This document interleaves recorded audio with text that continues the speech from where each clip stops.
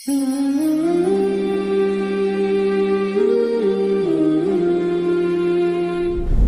بسم اللہ الرحمن الرحیم 14ویں پارے کا آج ہم آغاز کر رہے ہیں۔ سورہ ہجر سے ہم شروع کر رہے ہیں۔ سورہ ہجر بھی مکی صورت ہے، تو اس کے مضامین بھی وہی مکی صورتوں والے مضامین ہیں، یعنی فنڈامنٹل بیلیفس، توحید، رسالت اور آخرت۔ شروع کا جو مضمون ہے آیات کا، وہ قرآن مجید کی حفاظت کے حوالے سے، قرآن کے مقام اور مرتبے کے حوالے سے۔ فرمایا انا نحن نزلنا الذکر وانا لہ لحافظون، بے شک ہم نے ہی اس ذکر کو نازل کیا۔ یہاں پہ قرآن کو ذکر کہا گیا، تو قرآن نے کئی ایک مقامات میں اللہ کے ذکر کی فضیلت بیان کی ہے۔ تو ذکر کہتے ہیں ہر اس چیز کو جس سے اللہ یاد آئے۔ تو ایک ذکر وہ ہے جو ہم صبح و شام کرتے ہیں، جنہیں ہم اذکار مسنونہ کہتے ہیں۔ سبحان اللہ والحمد للہ ولا الہ الا اللہ واللہ اکبر، سبحان اللہ وبحمدہ، سبحان اللہ العظیم، لا حول ولا قوۃ الا باللہ۔ بہت سے اذکار ہیں صبح و شام کے، دن رات کے، جو اللہ کے رسول صلی اللہ علیہ وسلم سے ہمیں ملتے ہیں، جنہیں ہم مسنون اذکار کہتے ہیں۔ وہ تو ذکر ہے ہی، لیکن قرآن ان سب سے بڑھ کے ذکر ہے، کیونکہ قرآن اللہ کا کلام ہے، ورڈ آف گاڈ ہے۔ تو جب ہم قرآن پڑھتے ہیں تو ہمیں اللہ تعالیٰ یاد آ جاتا ہے۔ تو قرآن نے اپنے آپ کو از ذکر کہا۔ الف لام جو ہے یہ معرفہ کا ہے، یہ اس کو پراپر ناؤن بنا رہے ہیں، یعنی ایک خاص ذکر ہے جو اللہ تعالیٰ نے نازل کیا۔ وَإِنَّا لَهُ لَحَافِظُونَ، اور بے شک ہم اس قرآن کی حفاظت کرنے والے ہیں۔ اس سے پہلے جتنے بھی سیکرڈ اسکرپچرز ہیں، مذہبی کتابیں ہیں، چاہے وہ آسمان سے نازل ہوئی ہوں، چاہے وہ مین میڈ ریلیجن سے، وہاں پہ ان کو فالو کیا جاتا ہو، وہ سب کی سب کرپٹ ہو گئی وقت کے ساتھ ساتھ۔ بائبل کے اندر دیکھیں تورات اور انجیل، اس میں بھی کرپشن ہوئی ہے، امینڈمنٹس ہوئی ہیں۔ اسی طرح سے مین میڈ ریلیجن میں جیسے اب آپ دیکھ لیں اپنا ویدوں کو دیکھ لیں آپ، اسی طرح سے جو ہے وہ بدھ مت میں جو ان کی مذہبی کتابیں ہیں، تو وہ سب کتابوں کے اندر اتھینٹسٹی اس طرح کی نہیں ہے کہ جن لوگوں نے مذہب کی بنیاد رکھی تھی کیا ان کے یہی افکار و نظریات تھے۔ تو وقت گزرنے کے ساتھ ساتھ، مرور زمانہ کے ساتھ لٹریچر تبدیل ہو جاتا ہے، لیکن یہ دنیا کی واحد مذہبی کتاب ہے جس کی حفاظت کا اللہ نے ذمہ لیا۔ فرمایا وَإِنَّا لَهُ لَحَافِظُونَ، اور بے شک ہم ہی اس قرآن کی حفاظت کرنے والے ہیں۔ تو 1400 سال پہلے جیسے جس طرح سے یہ اللہ کے رسول صلی اللہ علیہ وسلم پہ نازل ہوا تھا، اسی طرح سے آج ہمارے پاس یہ محفوظ ہے۔ بہرحال یہ ایک میریکل ہے، ایک بہت بڑا میریکل ہے کہ دنیا کے تمام مذاہب میں سے واحد مذہب ہے کہ جس کی مذہبی کتاب اسی طرح سے محفوظ ہے جس طرح سے وہ اس کے جو فاؤنڈر تھے، یعنی محمد رسول اللہ صلی اللہ علیہ وسلم، وہ اپنی امت کو دے کر گئے۔ نیکسٹ آیات کے اندر اللہ سبحانہ و تعالیٰ نے اپنے خزانوں کا تذکرہ کیا۔ اللہ کی ذات بہت بڑی ذات ہے، بہت بڑی ذات ہے۔ قرآن بار بار اللہ کی کبریائی بیان کرتے ہوئے، اللہ کی صفات کا ذکر کرتے ہوئے یہ بات بتاتا ہے کہ اللہ کے خزانے بہت بڑے ہیں، بہت بڑے ہیں، زمینوں میں بھی اور آسمانوں میں بھی۔ وَإِن مِّن شَيْءٍ إِلَّا عِندَنَا خَزَائِنُهُ، کوئی چیز ایسی نہیں ہے کہ جس کے خزانے ہمارے پاس نہ ہوں۔ انسان کے پاس جو ریسورسز ہیں وہ ختم ہو جاتے ہیں، انسان کے پاس جو ایسڈ ہے وہ ختم ہو جاتا ہے۔ اب جیسے کسی بھی ملک کے اندر آپ دیکھیں معدنی ذخائر ہیں، اب اس کی جغرافیائی حدود ہیں، اب اس میں گیس نکل رہی ہے، نیچرل گیس ہے، پیٹرول نکل رہا ہے، کوئلہ نکل رہا ہے، کچھ اور چیز نکل رہی ہے، تو محدود ذخائر ہیں، وقت کے ساتھ ختم ہو جاتے ہیں۔ لیکن اللہ تعالیٰ کے پاس جو خزانے ہیں وہ نہ ختم ہونے والے خزانے ہیں۔ ان خزانوں میں سے کچھ تھوڑا سا اللہ نے اس دنیا میں بھی رکھ دیا۔ تو آج بھی ہم دیکھتے ہیں، مطلب یہ صرف معدنیات نہیں ہیں۔ ناردرن ایریاز میں چلے جائیں تو لوگ کیا کرتے ہیں، وہ دریا کی ریت چھان کے اس میں سے گولڈ نکالتے ہیں۔ پہاڑوں میں چلے جائیں آپ، ایسا قیمتی پتھر نکلتا ہے پہاڑوں سے کہ مطلب $ملین اس کی قیمت لگتی ہے۔ تو یہ اللہ تعالیٰ نے زمین کے اندر ہر قسم کے خزانے رکھ دیے، ہر قسم کے خزانے رکھ دیے۔ پیٹرول کو بلیک گولڈ کہا جاتا ہے، پلاٹینم کو وائٹ گولڈ کہا جاتا ہے۔ تو یہ اللہ نے خزانے رکھے ہیں، اور اللہ کے یہ خزانے نہ ختم ہونے والے ہیں۔ انسان جب سے دنیا پر ہے یہ چیزیں زمین سے نکال رہا ہے، لیکن یہ نکلتی چلی جا رہی ہے، انسان کی ضرورتیں پوری ہوتی چلی جا رہی ہیں۔ وَإِن مِّن شَيْءٍ إِلَّا عِندَنَا خَزَائِنُهُ، ہمارے پاس ہر چیز کے خزانے موجود ہیں، ہر چیز کے خزانے موجود ہیں۔ اللہ کا معاملہ ایسا نہیں ہے کہ جو چیز اس کے پاس ہے، تو جیسے تمہارے پاس ایک چیز اسٹور میں ہے تو تمہیں ہر وقت دھڑکا لگا رہتا ہے، ڈر لگا رہتا ہے کہ ختم ہو جائے گی تو کیا کریں گے۔ اللہ کا معاملہ ایسا نہیں ہے۔ وَمَا نُنَزِّلُ إِلَّا بِقَدْرٍ مَعْلُومٍ، لیکن مسئلہ یہ ہے کہ ہم یہ جو اپنے خزانے ہیں ایک معلوم مقدار کے مطابق نازل کرتے ہیں، ضرورت سے زیادہ نہیں۔ اگر اللہ تعالیٰ ضرورت سے زائد نازل کر دیں تو یہ دنیا رہنے کے قابل نہ ہو۔ تو اللہ تعالیٰ نے اپنی نعمتیں بھی کنٹرول رکھی ہیں۔ مثال کے طور پہ ایک مچھلی کو لے لیں، مچھلی جتنا انڈا دیتی ہے، اگر اس سب انڈے سے بچہ پیدا ہونا شروع ہو جائے، وہ انڈا ضائع نہ ہو، تو یہ شاید سمندر کم پڑ جائے مچھلیوں کے لیے۔ تو اللہ تعالیٰ نے ایک خاص مقدار میں چیزوں کو باقی رکھا ہے۔ وَمَا نُنَزِّلُ إِلَّا بِقَدْرٍ مَعْلُومٍ، اور ہم ایک مناسب مقدار کے مطابق، یعنی اللہ نے کائنات کے اندر ایک توازن پیدا کیا ہوا ہے، خوبصورت توازن پیدا کیا ہوا ہے۔ کوئی چیز اپنے حد سے اپنے توازن سے نہیں بڑھتی۔ دنیا میں اگر درندے زیادہ ہو جائیں تو انسان کیا کریں گے؟ تو یہ اللہ سبحانہ و تعالیٰ کی جو ہے وہ، مطلب درندوں کی بات چھوڑے، مکھی مچھر زیادہ ہو جائے تو انسان کا جینا عذاب ہو جائے، اور تھوڑا بہت گرمیوں میں زیادہ ہو جاتا ہے مچھر تو انسان کو سمجھ نہیں آتی کہ کیا کرے۔ تو اللہ سبحانہ و تعالیٰ نے ہر چیز کو ایک مناسب انداز میں پیدا کیا اور ایک ایسا سائیکل چلا دیا ہے کہ وہ حد اعتدال سے نہ بڑھے۔ اگر وہ چیز حد اعتدال سے بڑھ جاتی ہے تو یہ دنیا رہنے کے قابل نہیں رہ جاتی۔ نیکسٹ آیات میں اللہ سبحانہ و تعالیٰ نے 3 مخلوقات کا تذکرہ کیا، اور اللہ تعالیٰ بار بار اپنی کتاب میں ان تینوں مخلوقات کا ذکر کرتے ہیں۔ فرشتوں کا، جنہیں اللہ نے سب سے پہلے پیدا کیا،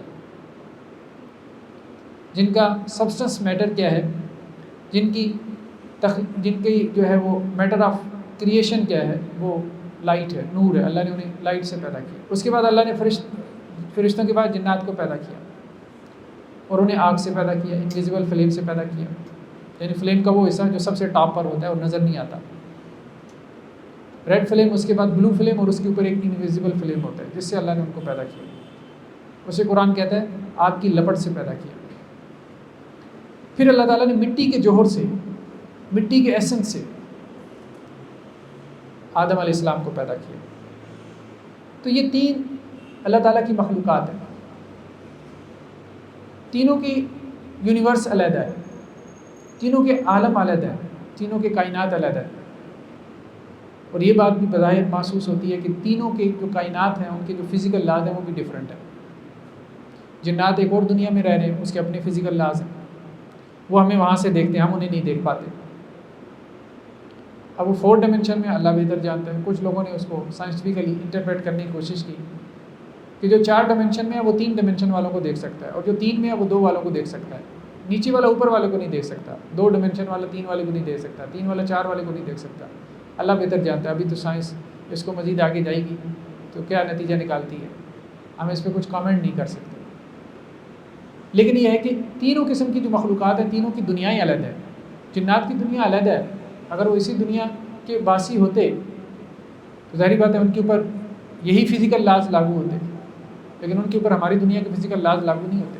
اور ان کے بارے میں یہ محسوس ہوتا ہے کہ وہ اپنی فارم تبدیل کر لیتے ہیں، جیسا کہ حدیثوں میں بھی آتا ہے کہ جنات اپنی فارم چینج کر لیتے ہیں۔ شاید وہ انرجی، انسانوں کو معاملہ یہ نہیں ہے کیونکہ وہ میٹر ہے۔ وَلَقَدْ خَلَقْنَا الْإِنسَانَ مِنْ صَلْصَالٍ مِنْ حَمَإٍ مَسْنُونٍ، اور ہم نے انسان کو کھنکھناتے ہوئے سڑے ہوئے گارے سے پیدا کیا۔ وَالْجَانَّ خَلَقْنَاهُ مِنْ قَبْلُ مِنْ نَارِ السَّمُومِ، مٹی کے اندر جب آپ پانی ملاتے ہیں تو گارا بن جاتا ہے، تو اس گارے سے اللہ نے آدم کا پتلا بنایا اور اس میں روح پھونکی، تو اس کو کہا کہ آدم کو اللہ نے کھنکھناتے گارے سے پیدا کیا، کیونکہ وہ مٹی کا جب پتلا بنایا تو وہ پتلا جب سوکھ جاتا ہے نا تو وہ کھنکھناتا ہے نا، جیسے کمہار کیا کرتا ہے، مٹی کا برتن بناتا ہے، جب وہ سوکھ جاتا ہے تو وہ اس کو ٹھوک ٹھوک بجا کے چیک کرتا ہے تو وہ کھنکھناتا ہے، اس میں آواز آتی ہے۔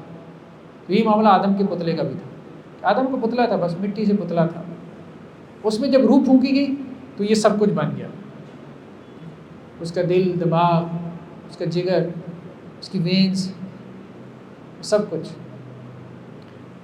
وَالْجَانَّ خَلَقْنَاهُ مِنْ قَبْلُ مِنْ نَارِ السَّمُومِ، اور جنوں کو ہم نے آدم سے پہلے پیدا کیا تھا آگ کی لپٹ سے، انویزیبل فلیم سے۔ وَإِذْ قَالَ رَبُّكَ لِلْمَلَائِكَةِ إِنِّي خَالِقٌ بَشَرًا مِنْ صَلْصَالٍ مِنْ حَمَإٍ مَسْنُونٍ، اور جب آپ کے رب نے فرشتوں سے کہا تھا بے شک میں کھنکھناتی مٹی سے اور سڑی ہوئی گارے سے ایک انسان بنانے جا رہا ہوں۔ تو دنیا میں 3 مخلوقات ہیں جو ذی شعور ہیں، جن کو اللہ نے کانشیس دیا ہے۔ باقی مخلوقات تو بہت زیادہ ہیں، چرند پرند ہیں، حیوانات ہیں، سمندر میں اتنی مخلوقات ہیں، شاید لاکھوں میں اسپیشیز ہوں گی، لیکن شعور انہی 3 مخلوقات کے اندر ہے، فرشتوں میں، جنات میں اور انسانوں میں۔ فرشتوں کا تو حساب کتاب نہیں ہے کیونکہ ان کے پاس آپشن نہیں ہے، باقی رہ جاتے ہیں انسان اور جنات، ان دونوں کے پاس آپشن ہے، چاہیں تو نیکی کریں، چاہیں تو بدی کی طرف چلے جائیں، اس لیے حساب کتاب ان دونوں کے لیے، جنت جہنم ان دونوں کے لیے۔ نیکسٹ آیات میں اللہ سبحانہ و تعالیٰ نے اپنی بعض صفات کا تذکرہ کیا، فرمایا نبی عبادی انی انا الغفور الرحیم، اے نبی صلی اللہ علیہ وسلم میرے بندوں کو بتا دیں، خبر دے دیں میرے بندوں کو کہ میں غفور بھی ہوں اور رحیم بھی ہوں، گناہوں کو معاف کرنے والا بھی اور رحم کرنے والا۔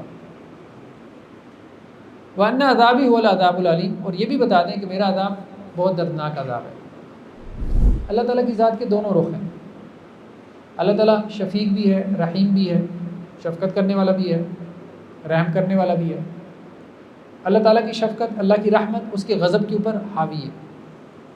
اللہ تعالیٰ نے خود کہا ہے کہ اللہ کی رحمت اس کے غضب پہ حاوی ہے، اس کے غصے کے اوپر حاوی ہے۔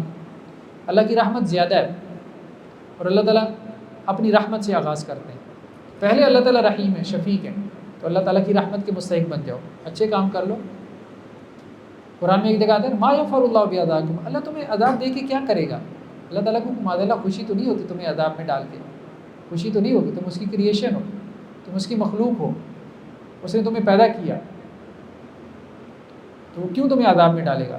لیکن انسان خود جو ہے سرکشی اختیار کر کے اپنے آپ کو عذاب کو مستحق بنا دیتا ہے۔ یہ ایسے کہ جیسے پیرنٹس کیوں اپنی اولاد کے اوپر ہاتھ اٹھائیں گے، کیوں اس کو پنش کریں گے؟ ہاں جب وہ اولاد جو ہے وہ حد سے بڑھ جاتی ہے، باغی ہو جاتی ہے، سرکشی اختیار کرتی ہے، تو پھر پیرنٹس کیا کرتے ہیں؟ اس کو پنش بھی کرتے ہیں، ورنہ اس کے دشمن نہیں ہوتے، وہ ان کو پیاری ہوتی ہے، دل سے پیاری ہوتی ہے۔ تو اللہ سبحانہ و تعالیٰ وہی بات کرے نبی عبادی انی انا الغفور الرحیم، تو میری ذات کے دونوں رخ ہیں۔ اب یہ بھی نہیں کرنا چاہیے ہر وقت اللہ سے ڈراتے رہیں، نہیں یہ بھی ٹھیک نہیں ہے، یہ بھی ٹھیک نہیں ہے۔ مولانا صاحب ہر وقت جہنم کے خطبے دیتے رہے، اب وہ بندے کا امیج ہی ایسا بن جائے کہ بس اللہ تعالیٰ تو کوئی بہت ہی ڈراؤنی چیز ہے۔ اللہ تعالیٰ کی ذات کے دونوں رخ سامنے رکھنے چاہیے، اور زیادہ رخ وہ سامنے رکھنا چاہیے اللہ کی ذات کا جو محبت والا ہے، جو شفقت والا ہے، جو رحمت والا ہے، کہ اللہ تعالیٰ ہم سے محبت کرتے ہیں۔ جیسا کہ آپ صلی اللہ علیہ وسلم کی ایک حدیث میں بھی ہے کہ آپ صلی اللہ علیہ وسلم فرمایا کہ ماں اپنے بچوں سے جتنا محبت کرتی ہے اس سے 70 گنا 70 ٹائم زیادہ اللہ تعالیٰ اپنے بندے سے محبت کرتا ہے۔ تو اس پہ کسی نے سوال کر دیا کہ ماں تو اپنے بچے کو کبھی آگ میں نہیں ڈالتی، اللہ کیوں اپنے بندے کو آگ میں ڈالے گا؟ تو اس پہ اللہ کے رسول صلی اللہ علیہ وسلم رو پڑے تھے، لیکن کہا کہ اللہ نہیں چاہتا کہ اس کا بندہ آگ میں جائے، لیکن بندہ خود اپنے آپ کو آگ کا مستحق بنا لیتا ہے۔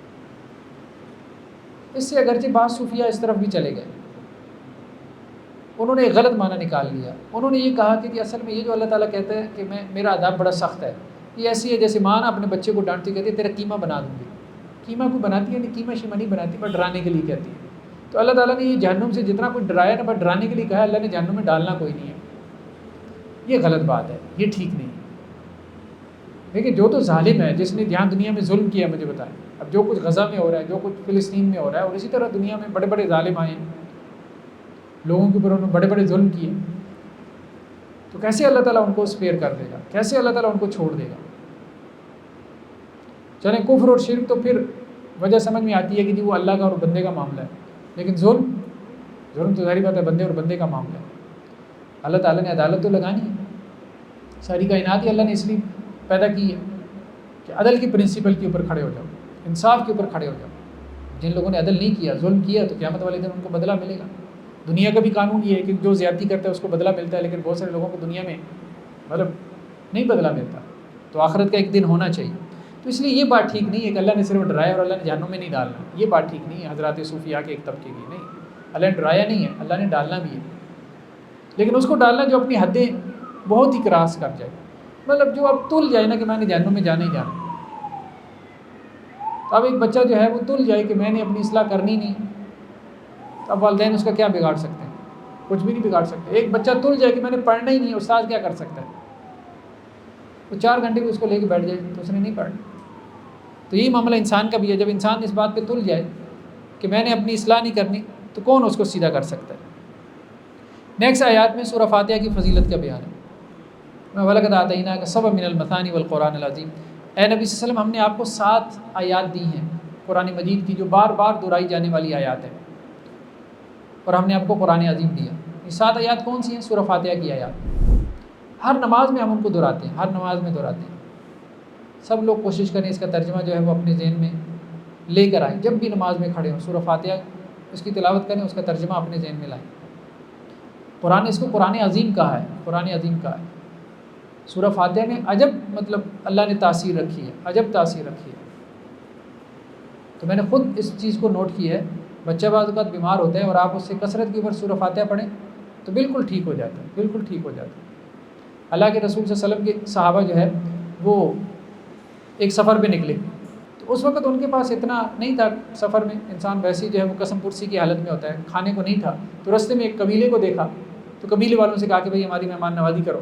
تو انہوں نے کہا کہ نہیں, ہم تو مہمان نوازی نہیں کریں گے. انہوں نے وہاں پڑاؤ ڈالا. تو اللہ کا کرنا ایسے ہوا کہ قبیلے کے سردار کو سانپ نے کاٹ لیا. جب اس کو سانپ نے کاٹ لیا تو اب کوئی علاج اس کے اوپر چل نہیں رہا تھا, دوا دارو کام نہیں کر رہا تھا. تو کسی نے کہا کہ بھائی وہ جو مہمان ہیں ان کے پاس چلے جاؤ, ہو سکتا ہے اس میں کوئی حکیم ہو, کوئی تمہیں اس کی دوا بتا دے. اب وہ چلے گئے صحابہ کے پاس, کہنے لگے کہ ہمارے قبیلے کے سردار کو جو ہے وہ سانپ نے کاٹا ہے, تو آپ میں سے کوئی ہے علاج کرنے والا؟ تو ایک صحابی نے کہا کہ میں کر سکتا ہوں, لیکن چونکہ تم نے ہماری مہمان نوازی نہیں کی تو اب فری میں علاج نہیں کریں گے, 30 بکریاں لیں گے ہم. تو انہوں نے کہا ٹھیک ہے, 30 بکریاں ہم آپ کو دیں گے. پہلے صرف انہیں ایک وقت کا کھانا کھلانا تھا, اب 30 بکریاں ان کو پڑ گئیں. تو وہ پھر انہوں نے دم کیا سورہ فاتحہ کا, تو وہ سردار بالکل بھلا چنگا ہو گیا. تو اب اس میں اختلاف پیدا ہو گیا ان میں, اچھا یہ تو قرآن پڑھ کے ہم نے اجرت لے لی ہے تو کہیں یہ ناجائز تو نہیں ہے؟ تو اللہ کے رسول صلی اللہ علیہ وسلم سے جا کے پوچھتے ہیں. تو آپ صلی اللہ علیہ وسلم سے جا کے پوچھا تو آپ صلی اللہ علیہ وسلم فرمایا نہیں, بہترین اجرت وہ ہے جو تم قرآن کے بدلے میں حاصل کرو. اور ساتھ کہا کہ اس میں میرا حصہ بھی رکھنا, مطلب ہنستے ہوئے کہا. تو اللہ سبحانہ و تعالیٰ نے سورہ فاتحہ کے اندر ظاہری بیماریوں کے لیے بھی شفا رکھی ہے, ظاہری بیماریوں کے لیے بھی شفا رکھی ہے.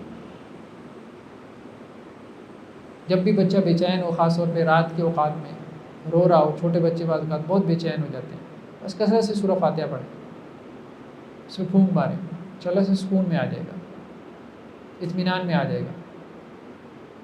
تو ظاہری بیماریوں کے لیے بھی شفا ہے اور اندر کی باطنی بیماریوں کے لیے بھی شفا ہے, باطنی بیماریوں کے لیے.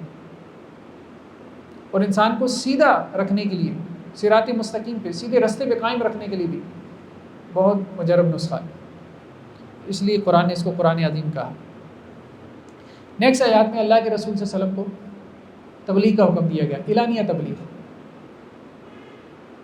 جب شروع میں آپ صلی اللہ علیہ وسلم کی ایج 40 سال تھی تو تب غار حرا میں پہلی وحی نازل ہوئی ہے, تو 3 سال تک آپ نے خفیہ دعوت کا کام کیا, پبلکلی نہیں کیا, کیونکہ ظاہری بات ہے سارا معاشرہ ایسا تھا, مشرک تھے, بت پرست تھے. اگر پہلے دن سے آپ پبلک میں دعوت کا کام شروع کر دیتے تو لوگ آپ کے مخالف ہو جاتے. تو دعوت کا کام بھی اسٹریٹجی اور حکمت کے ساتھ ہے, وزڈم کے ساتھ ہے. ایسے نہیں کہ بس اٹھ کے بس شروع ہو جاؤ, نہیں, ایسا نہیں ہے. اس سے آپ کوئی دعوت کا کام کرنے کے بجائے مزید کام بگاڑ دیں گے. تو اس میں حکمت ہے بہت زیادہ. تو آپ صلی اللہ علیہ وسلم 3 سال تک کیا اپنے قریبی دوستوں میں, رشتہ داروں میں, جاننے والوں میں دعوت کا کام کیا. تو آپ کے قریبی حلقے میں کافی لوگ ایمان لے آئے, شاید 40 کے قریب لوگ تھے جو ایمان لا چکے تھے پہلے 3 سالوں میں. 3 سال کے بعد پھر اللہ کی طرف سے حکم آیا کہ آپ ڈنکی کی چوٹ پہ اب پبلک میں اعلان کریں, وہ لوگوں کو بتائیں. تو دعوت کا طریقہ کار یہی ہے. اگر آپ کسی ایسے ملک میں ہیں جہاں آپ مینارٹی میں ہیں, وہاں نان مسلمز ہیں, ان کی حکومت ہے, ان کی ریاست ہے, ان کی اسٹیٹ ہے, تو پھر شروع میں بے شک آپ اپنے کلوز سرکل میں دعوت کا کام کریں. پبلک میں کرنے کی ضرورت نہیں ہے کہ لوگ آپ کے دشمن نہ بن جائیں. ہاں, پھر جب آپ دیکھیں کہ آپ کے ساتھی بن گئے ہیں, آپ کی ایک جماعت بن گئی, آپ اسٹرانگ ہیں, آپ کے سوشل کانٹیکٹس ہیں, آپ لوگ پبلکلی جو ہے وہ دعوت کا کام کر سکتے ہیں ایز اے گروپ, تو پھر وہ کر لیں. تو اللہ کے رسول صلی اللہ علیہ وسلم نے 3 سال کے بعد پھر اعلانیہ تبلیغ کا کام کیا. اور وہی جو ہمیں روایتوں میں ملتا ہے کہ آپ صفا اور مروہ کی جو پہاڑی تھی، تو وہاں پہاڑی پہ جا کے وہ لوگ کیا کرتے تھے، جب بھی کوئی عام خبر دینی ہوتی تھی تو وہاں چڑھ جاتے تھے اور وہاں صباحہ کا نعرہ لگاتے تھے اور لوگ جمع ہو جاتے تھے. تو آپ صلی اللہ علیہ وسلم نے بھی اسی طرح سے کیا.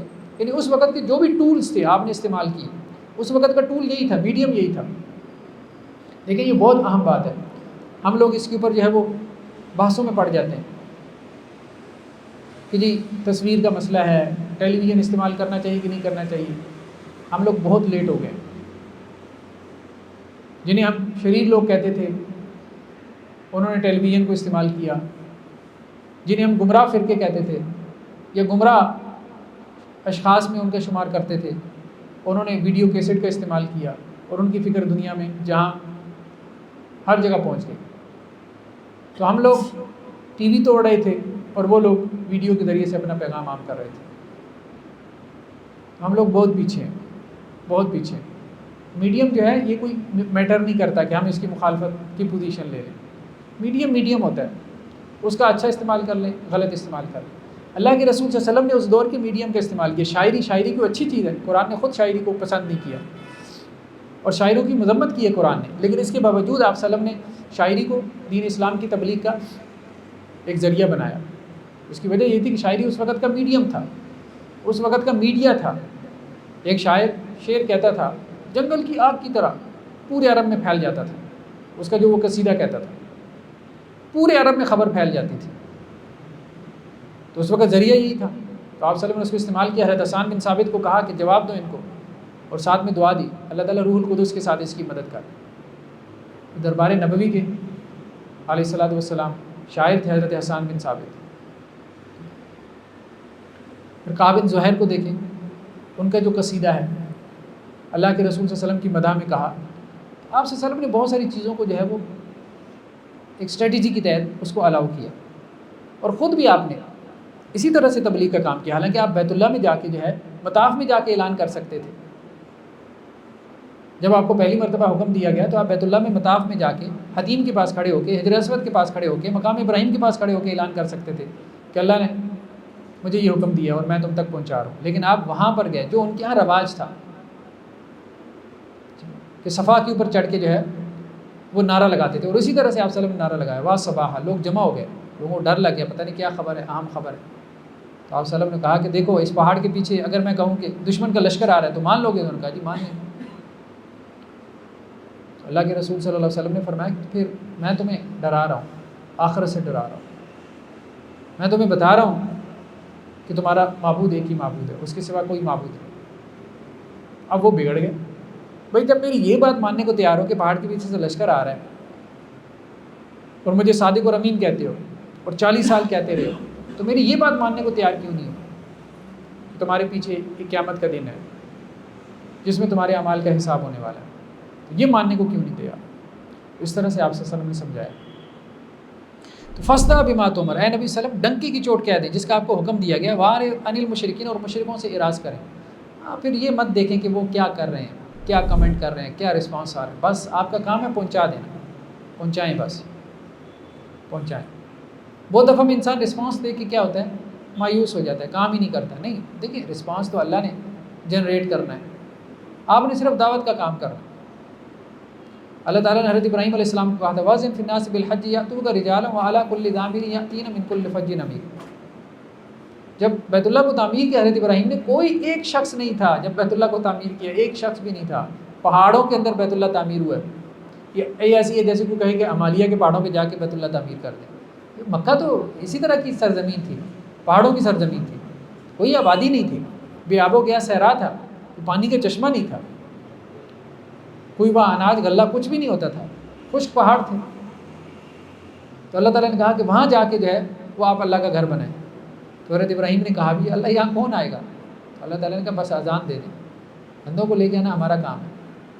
آج نہیں آئیں گے تو آپ دنیا سے چلے جائیں گے. اب حضرت ابراہیم علیہ السلام کو کیا معلوم کہ آج 40 لاکھ کا مجمع جو ہے وہاں سنت ابراہیمی کی یاد کو تازہ کر رہا ہے.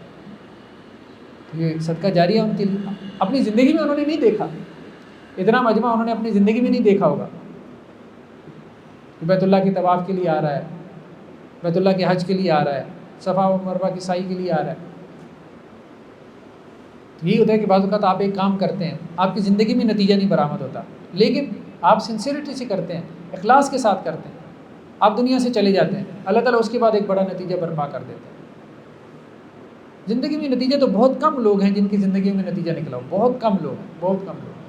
اکثر و بیشتر جو نتیجہ نکلتا ہے وہ موت کے بعد ہی نکلتا ہے. ایک دفعہ ایک دوست مجھے کہنے لگے کہ بڑا آدمی بننا چاہتا ہوں، کیا طریقہ کار ہے؟ میں نے کہا بس مر جاؤ،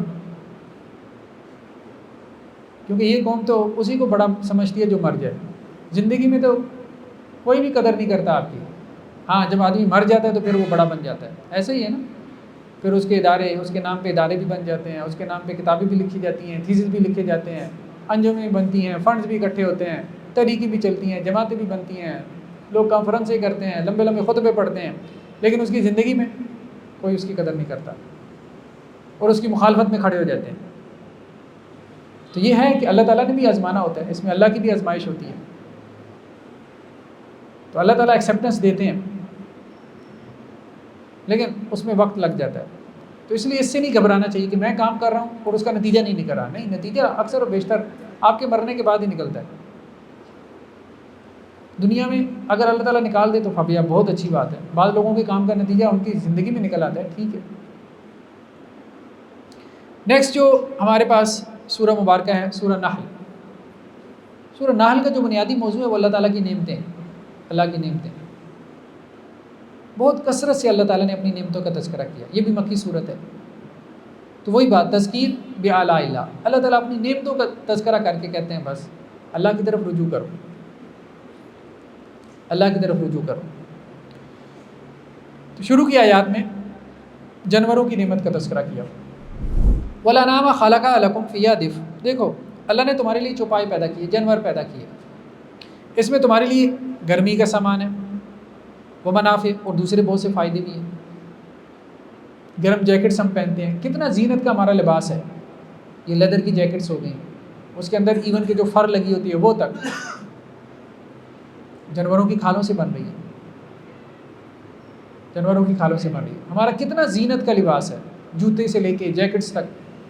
وہ ہمارے پرسز وغیرہ جو خواتین کے ہوتے ہیں وہ سب جانور کی کھال سے بن رہے ہیں. وَمِنْهَا تَأْكُلُونَ، اور ان میں سے بعض کو تم کھا بھی جاتے ہو. وَلَكُمْ فِيهَا جَمَالٌ حِينَ تُرِيحُونَ وَحِينَ تَسْرَحُونَ، اور تمہارے لیے کیا خوبصورت منظر ہوتا ہے جب صبح کو تم ان جانوروں کو چرانے کے لیے لے جاتے ہو اور شام کو چرا کے جب واپس لے کے آتے ہو. جب سورج جو ہے وہ نکل رہا ہے اور آپ اپنے جانوروں کو چرانے کے لیے لے کے جا رہے ہیں، یا سورج غروب ہو رہا ہے اور واپس لے کے آ رہے ہیں اپنی بھیڑ بکریاں. وہ نادن ایریاز میں جائیں نا تو انہیں بکروال کہتے ہیں، ہزاروں ان کے پاس ہوتی ہیں بھیڑ بکریاں. وہ لے کے ان کو جو ہے وہ ایک جگہ سے دوسری جگہ جا رہے ہوتے ہیں. مطلب ان کا پیشہ یہی ہوتا ہے اور بہت خوبصورت منظر ہوتا ہے. سورج غروب ہو رہا ہے اور وہ ہزاروں کی تعداد میں مال مویشی، ڈھور ڈنگر، بھیڑ بکریاں جو ہے جا رہی ہیں. اور اس کو اتنی محبت ہوتی ہے اپنے اس جانور کے ساتھ. ہم نے دیکھا کہ وہ چھوٹے چھوٹے جو بچے ہوتے ہیں نا جو پیدل نہیں چل سکتے کیونکہ انہوں نے روزانہ کلومیٹر کا فاصلہ طے کرنا ہوتا ہے، وہ دیوسائی کے پلینس تک جاتے ہیں، اوپر 14,000 فٹ کی بلندی تک جاتے ہیں، پیدل جاتے ہیں. بہت بڑی بات ہے. جانوروں کے ساتھ جاتے ہیں، وہاں انہوں نے 2-4 مہینے گزارنے ہوتے ہیں. وہ چھوٹے چھوٹے بچے انہوں نے بھیڑ بکریوں کے اپنے کندھوں کے اوپر اٹھائے ہوتے ہیں، تو وہ پیدل نہیں چل سکتے. تو ایک خوبصورت منظر ہوتا ہے. مطلب یہ جو خوبصورتی تمہیں حاصل ہو رہی ہے، مطلب گھر کی خوبصورتی، گھر میں خوبصورت منظر بنانے کے لیے مطلب ایک ڈیکوریشن پیس آپ لے کے آتے ہیں، ہزاروں روپے آپ کو لگانے پڑتے ہیں. ایک اچھا لیمپ لے آئیں تو 20,000 آپ کو لگانا پڑ جاتا ہے. اور اس لیمپ کا کیا کام ہے؟ روشنی تو کم دیتا ہے، لیکن بس یہ کہ ایستھیٹک سینس ہے، خوبصورتی ہے، بس جمال ہے. اور یہ جمال باہر رول رہا ہے نیچر کے اندر، مفت میں آپ کو مل رہا ہے. یہ چشمے، یہ جھرنے، یہ درخت، یہ فضائیں، یہ پہاڑ، یہ دریا، یہ گلیشیئرز، سب کیا ہے؟ اللہ تعالیٰ کی قدرت کے مناظر ہیں. ایک درخت آپ کو اندر سے وہ فیلنگ دیتا ہے، وہ احساس دیتا ہے اور اتنا آپ کو فریش کر دیتا ہے، تازہ کر دیتا ہے کہ سارا دن یہ جو اے سی کی ہوا چلتی ہے شاید وہ بھی تازگی آپ کو اتنی نہ دے. تو اللہ سبحانہ و تعالیٰ اس کی طرف ہے. یہ جمال ہے، اس جمال کو ذرا محسوس کرو، فیل کرو. وَتَحْمِلُ أَثْقَالَكُمْ إِلَىٰ بَلَدٍ لَمْ تَكُونُوا بَالِغِينَ. اب ایک جانور تھا نا، جانور کو تم نے کھا لیا، اس کے چمڑے کا تم نے جوتا بنا لیا، اس کی جیکٹ بنا لی، وہ جب چل کے آ رہا ہے تو اس سے بھی ایک جمال پیدا ہو رہا ہے. ایون گھوڑا دیکھیں، گھوڑے کے اندر کیا وجاہت ہے. بعض گھوڑے کو آپ دیکھیں تو بندہ حیران رہ جاتا ہے. ٹھیک ہے، مطلب اس کا نخرہ دیکھیں آپ، اس کو بھی پتہ ہوتا ہے اپنی خوبصورتی کا احساس ہوتا ہے. وَتَحْمِلُ أَثْقَالَكُمْ إِلَىٰ بَلَدٍ لَمْ تَكُونُوا بَالِغِينَ. اور پھر جانوروں میں سے وہ بھی ہیں جو اوپر پہاڑ کی چوٹی تک تمہارے لیے سامان لے کے جاتے ہیں، جیسے خچر، گدھا. خود ہمیں ڈھو کے لے کے جانا پڑے تو انسان کی جان نکلے، لیکن یہ جانور تمہارے کام آتے ہیں. اب یہ تم نے تو نہیں پیدا کیا، اللہ نے پیدا کیا. کس کے لیے؟ تمہارے لیے. ساری کائنات اللہ نے تمہاری خدمت میں لگا دی، تمہیں احساس ہی کوئی نہیں ہے. ان ربکم لرؤوف الرحیم، بے شک تمہارا رب بہت مہربان رحم کرنے والا ہے. دیکھیں فی زمانہ اب لوگ کہیں جانور خیر آج بھی کام آ رہے ہیں، اس کا چمڑا بھی ہمارے کام آ رہا ہے، سارا کچھ ہے، کھانے کے لیے بھی ہم اس کو استعمال کرتے ہیں. آج بھی نادن ایریاز میں لوگ اس کو پہاڑوں پہ جو ہے وہ اپنا ساز و سامان لے جانے کے لیے استعمال کرتے ہیں. شہروں میں ٹھیک ہے، گاڑیاں واڑیاں آ گئی ہیں، لیکن مسئلہ پھر بھی ہے کہ اس میں انسان کا کیا کمال ہے. لوہا تو اللہ نے زمین میں پیدا کیا ہے، آئرن وَأَنزَلْنَا الْحَدِيدَ، یہ لوہا تو ہم نے اتارا ہے. انسان کہاں سے لے کے آئے؟ مطلب گاڑی لوہے سے بنی ہے نا، جس سے بنی ہے وہ کس نے دی ہے؟ اس کا را مٹیریل کہاں سے آیا؟ وہ را مٹیریل تو خود ہم نے یہاں سے لیا ہے نا، اللہ کے ریسورسز سے، دی ہوئے ریسورسز سے لیے. پھر جن فزیکل لاز کے اوپر وہ گاڑی چل رہی ہے، وہ فزیکل لاز کس کے پیدا کرنا ہے؟ اللہ نے پیدا کیے. لاز آف نیچر کس نے پیدا کیے؟ اللہ نے بنائے. ہم نے صرف ان کو کیا کیا؟ ڈسکور کیے، بنایا نہیں ہے. فزیکل لاز کے ہم کریٹر نہیں ہیں، ہم نے ان کو صرف ڈسکور کیا. تو ہماری تو کنٹریبیوشن کچھ بھی نہیں ہے. وہ گاڑیاں بھی بنا لی، بہت آرام دہ گاڑیاں بنا لی، پجیرو بنا لی، لینڈ کروزر بنا لی، ٹھیک ہے، BMW بنا لی، فراری بنا لی، کچھ بھی بنا لیا. لیکن اس میں ہماری کنٹریبیوشن کیا ہے؟ کچھ بھی نہیں، 1% بھی نہیں، 1% بھی نہیں. اللہ کے دیا وہ ذہن ہے جس کو ہم نے استعمال کیا. اللہ کی دی ہوئی فزیکل لاز ہیں، بنائی فزیکل لاز ہیں جن کے مطابق ہم نے چیزوں کو جوڑا. اللہ کا دیا وہ را مٹیریل تھا جو ہم نے اس میں لگایا، کھپایا. ہم نے کیا کیا؟ نیکسٹ آیات میں مطلب سوچنے کا یہ ایک انداز ہے کہ اللہ تعالیٰ کی دی ہوئی نعمتیں. نیکسٹ آیات میں اللہ سبحانہ و تعالیٰ نے سمندر اور اس کی نعمتوں کا بیان کیا. وَهُوَ الَّذِي سَخَّرَ الْبَحْرَ لِتَأْكُلُوا مِنْهُ لَحْمًا طَرِيًّا. وہی اللہ تعالیٰ جس نے تمہارے لیے سمندر کو مسخر کر دیا تاکہ تم اس میں سے پاکیزہ گوشت کھاؤ. لحمًا طَرِيًّا، پاکیزہ گوشت. مچھلی مفت میں مل رہی ہے، کون سے خریدنی پڑتی ہے؟ وہ ٹھیک ہے، حکومت نے ٹیکس لگا دی تو لگا لیا، اللہ نے تو آپ کو مفت میں دیا ہے نا.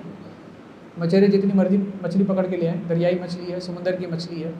پھر دریائی مچھلی کا اپنا ٹیسٹ ہے، پھر مچھلیوں کی اقسام ہیں، ٹھیک ہے، ہر مچھلی کا اپنا ذائقہ ہے. وَتَسْتَخْرِجُوا مِنْهُ حِلْيَةً تَلْبَسُونَهَا. اور انہی دریاؤں سے، سمندروں سے تم کیا کرتے ہو؟ زیورات نکالتے ہو جن کو تم پہنتے ہو. موتی نکلتے ہیں، مونگے نکلتے ہیں، اور بہت سی چیزیں نکلتی ہیں جو انسان کے لیے زینت کا باعث بنتی ہیں. وَتَرَى الْفُلْكَ مَوَاخِرَ فِيهِ. اور تم کشتیوں کو دیکھتے ہو، یہ کشتیاں چلتی ہیں سمندر میں اور اس کے پانی کو چیرتی ہوئی چلتی ہیں. یہ بھی اللہ کی کتنی بڑی نعمت ہے. اتنے بڑے بڑے بحری جہاز جو ہے وہ سمندر کی سطح کے اوپر چل رہے ہیں. یہ تم نے تھوڑے چلائے ہیں، کس نے چلائے ہیں؟ اللہ نے چلائے ہیں. وہ کہنے کو بھائی آپ نے کہہ دیا کہ جی لکڑی میں اچھال کی قوت ہے، لکڑی ڈوبتی نہیں ہے، لوہا ڈوب جاتا ہے. اب لوہے کا تو بحری جہاز چلتا کوئی نہیں ہے نا، لکڑی کا چل رہا ہے. تو بھائی لکڑی کے اندر یہ خاصیت کس نے رکھی ہے کہ وہ ڈوبے نا؟ اللہ نے رکھی ہے. تم نے کہہ دی اچھال کی قوت ہے، بھائی اچھال کی قوت ہے، ٹھیک ہے، وہ اچھال کی قوت کی اس کو اوپر پھینکتی ہے، لیکن مطلب اچھال کی قوت پیدا کس نے کی ہے؟ لکڑی کے اندر، وڈ کے اندر، جس کی وجہ سے وہ بحری جہاز ڈوبتا نہیں ہے، اللہ نے. اور وہ پانی کو چیرتا ہوا آگے گزر جاتا ہے. اور کتنی ہمارے یہاں تجارت ہو رہی ہے. اب دیکھیں چائنا سے پوری دنیا میں ہم کس طرح سے کنیکٹڈ ہیں. بائی ایئر تو بہت کم تجارت ہوتی ہے نا، اصل تجارت تو کہاں؟ سمندری روٹس کے ذریعے سے ہو رہی ہے. آپ ادھر کراچی میں چلے جائیں، وہاں بندرگاہ جو ہے وہاں مطلب ہزاروں میں کنٹینر ضائع ہوتے ہیں، پوری دنیا سے آپ کنیکٹ ہو جاتے ہیں. اللہ کی کتنی بڑی نعمت ہے. نہ پانی تم نے پیدا کیا سمندر کا، نہ جو ہے وہ لکڑی کے اندر تم نے یہ خاصیت رکھی کہ وہ پانی کے اندر ڈوبے نہ، تیرتی رہے. سب اللہ کی نعمتیں ہیں اور تم ان نعمتوں سے مستفید ہو رہے ہو. شکر کوئی نہیں کر رہے، شکر کوئی نہیں کر رہے. وَلِتَبْتَغُوا مِنْ فَضْلِهِ وَلَعَلَّكُمْ تَشْكُرُونَ. اور تاکہ تم اللہ کا فضل تلاش کرو، یعنی تجارت کرو ان بحری جہازوں کے ذریعے سے، اور تاکہ تم اللہ کا شکر کرو۔ کہنے کا مقصد یہ ہے کہ بس انسان کو اللہ تعالیٰ توجہ دلاتے ہیں کہ دیکھو تم بہت سی نعمتیں انجوائے کر رہے ہو، اپنے دائیں بائیں ذرا نظر دوڑاؤ، تھوڑا سا سوچو، غور و فکر کرو، اللہ کی بڑی نعمتیں ہیں جو تم انجوائے کر رہے ہو، لیکن شکر نہیں کر رہے۔ یہی معاملہ ہے۔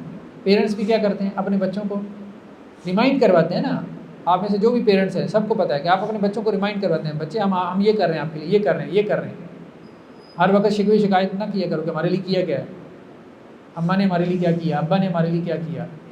تو آپ کو ریمائنڈ کروانا پڑتا ہے، احساس دلوانا پڑتا ہے، خود سے احساس نہیں آتا اولاد میں۔ یہی کام اللہ تعالیٰ کر رہے ہیں، انسانوں کو احساس دلوا رہے ہیں۔ سوچو، غور و فکر کرو کہ اللہ نے تمہارے لیے یہ کیا، وہ کیا۔ نیکسٹ آیات میں اللہ تعالیٰ کی نعمتوں کا تذکرہ ہے کہ اللہ تعالیٰ کی جو نعمتیں ہیں وہ بہت بے شمار ہیں۔ وَإِن تَعُدُّوا نِعْمَتَ اللَّهِ لَا تُحْصُوهَا، اگر تم اللہ تعالیٰ کی نعمتوں کا شمار کرنا چاہو تو تم ان کو شمار نہیں کر سکتے، گن نہیں سکتے۔